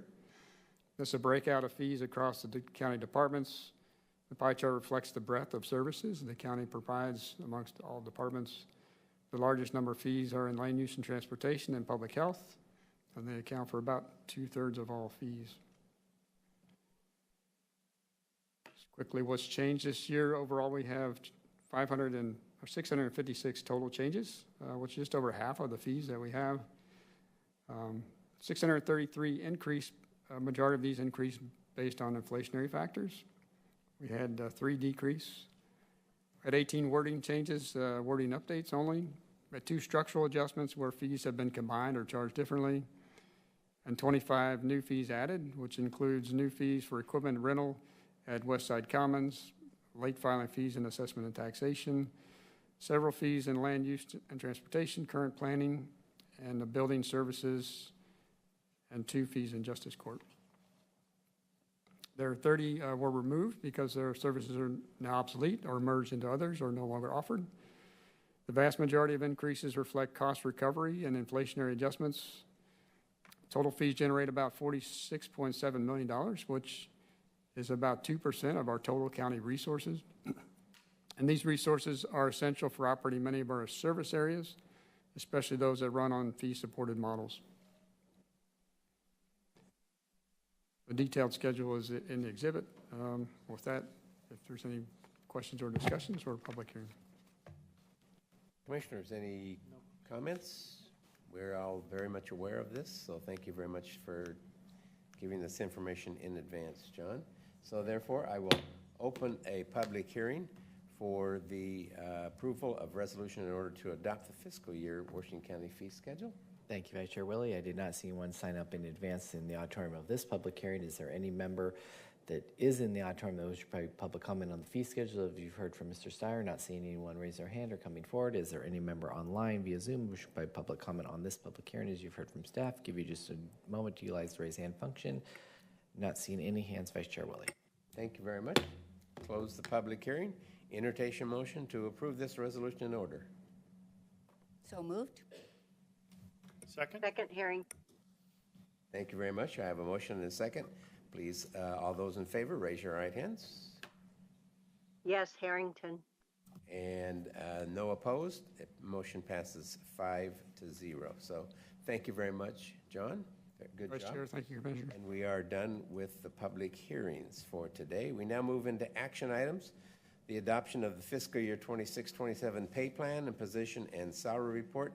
And for that, we have a presentation by Ann Ober. Thank you, Ann. This is actually going to be very brief. The document that you all have in your packet breaks it into 3 separate pots for today. The first is our cost of living adjustment. Now that you've approved the budget, we are approving a 2.7% increase for our MAPS employees and non-represented classifications. All of our unions fall into the second bucket. Those were negotiated individually. Those are listed in the packet as to how those will be paid out by contract. And then the third piece is that typically we place adjustments to the pay scale within your packet each month. This month it's just falling into this presentation because of the 2 other action items, and it's really about tightening up the scale for our county council attorney's office. So basically what's been happening with our attorneys is we've been paying an entry scale point that's 31% lower than the top of the scale for our attorneys. Typically, you want that to be about 23%, so this is tightening up the starting range for those attorneys who are starting at the county. Great. Okay. Thank you. Commissioners, any comments, questions? Not hearing any. Entertain a motion for the adoption of the fiscal year 26-27 pay plan and position and salary report. I move to approve the FY 26-27 pay plan and position and salary report. Second. Second, Harrington. I have a motion and lots of seconds. All those in favor, raise your hands. Yes, Harrington. And thank you very much. Unanimously passes 5-0. We now move on to approve the resolution and order to amend the Washington County Personnel Rules and Regulations. And Debbie is joining me today. Right. So I didn't say it earlier, but my name is Ann Ober. I'm one of the Assistant County Administrators, and I'm Debbie Watkins, the Interim Deputy Chief HR Officer for the Human Resources Office. Okay. Thank you, Debbie. Thank you. Over the past several months, we have been working to update our PRNRs, or our Personnel Rules and Regulations. A couple of years ago, you all worked with the county administrator to allow for the county administrator to adopt some of the provisions of policies before bringing them to you on an annual basis. At the time, we did not realize that the PRNRs were not included in that process. So we are coming out of turn a little early for when you're going to be reviewing those policies, because we have a time certain need for the PRNRs to be updated. So I'm going to turn it over to Debbie. She's going to give you an overview of what those changes are, and then we will ask for your adoption. Okay, thank you very much. Good afternoon, Vice Chair and Commissioners. I'm here today to request that your board approve, actually, we'll go to the next slide, please. Oh, that's me. Oh, sorry, thank you. All right, I'm here today to request that your board approve proposed revisions to the county's personnel rules and regulations. The updates proposed today incorporate essential changes required to support the implementation of Workday, to reflect regulatory and legislative updates, and to introduce policy revisions that are proposed These changes help ensure that the county's practices remain current, compliant, and aligned with operational needs. These updates are being brought forward for the board's review and consideration for approval.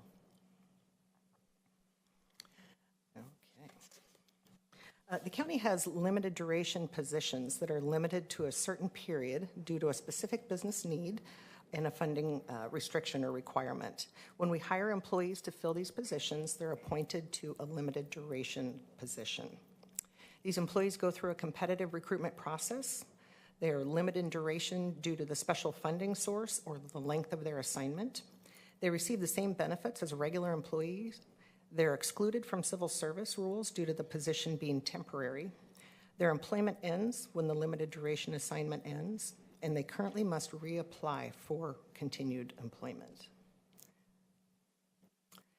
We are here today in the Human Resources Office requesting to amend the personnel rules and regulations to allow for the appointment of limited duration employee into a regular position when the operational need becomes regular and ongoing. This supports the operational continuity and retains employees with specialized training, knowledge, and skills that are critical to ongoing projects in support of our community. It minimizes delay and costs associated with recruiting and training for difficult-to-fill positions. It also provides career stability for high-performing, limited-duration employees, and it streamlines staffing for essential roles within the county.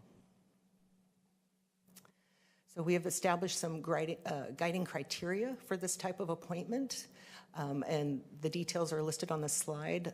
The work continues beyond the anticipated initial assignment, such as with Workday or with a grant that's been renewed. A regular position has been approved through the budget process and is vacant. The employee would perform the same duties in the same classification within the same department. The employee has worked a minimum of 1 year in the limited duration assignment and has received satisfactory performance evaluations with no disciplinary actions while in that limited duration role. There's only one limited duration employee for one regular position, and what that means is if we had multiple limited duration employees within a department, and then through the budget process we had one vacant position, that position would be open and it would be a competitive process for everybody to have equal opportunity to apply.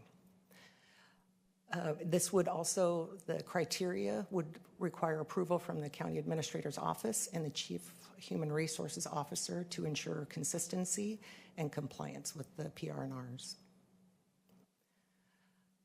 In addition, we are bringing some other updates forward as part of this review process. And Article 4, we have included information in there to update the language to support the current online application process. Some of our PR&R language still referenced U.S. mail and paper applications, so it's bringing it current. Other changes simplify language for veterans' preference, as well as updates for the use of eligible lists if a layoff occurs. Next slide. In addition, there's updates throughout the document tied to the launch of Workday and the removal of the language for qualified payroll periods.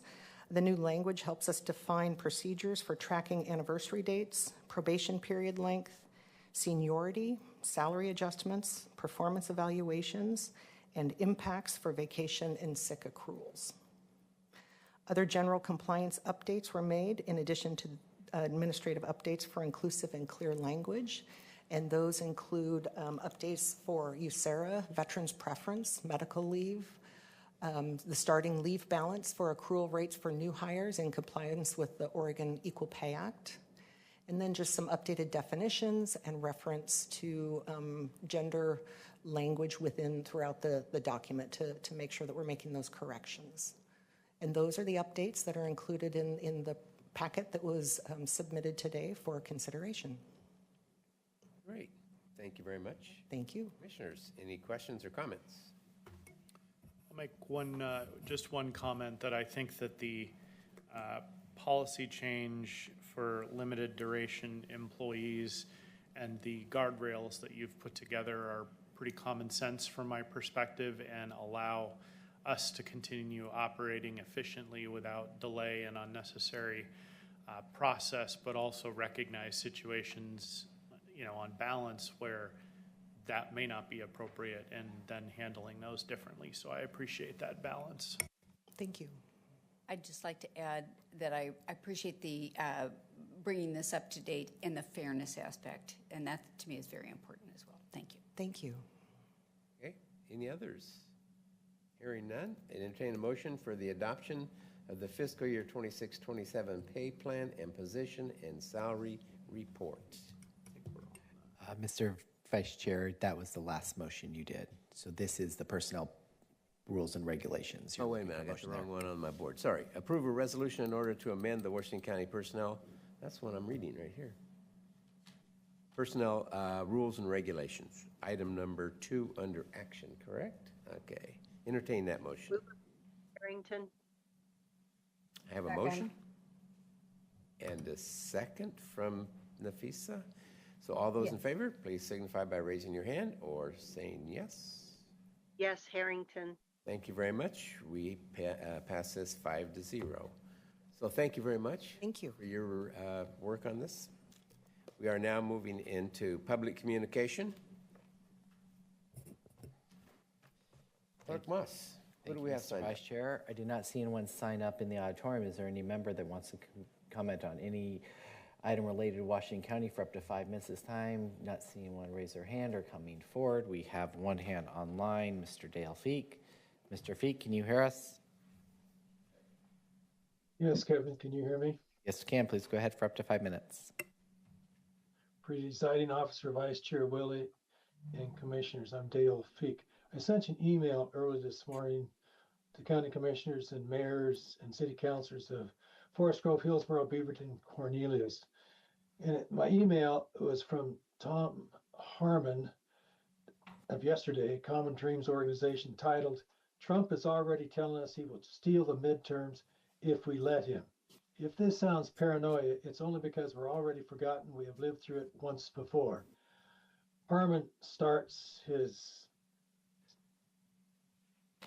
sayings with this: Donald Trump is already telling us he's going to try to steal the 2026 election, and the fact that he's saying it now, months in advance, is the whole tell.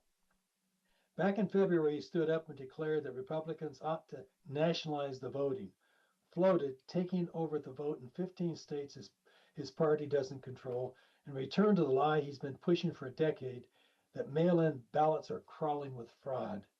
They aren't.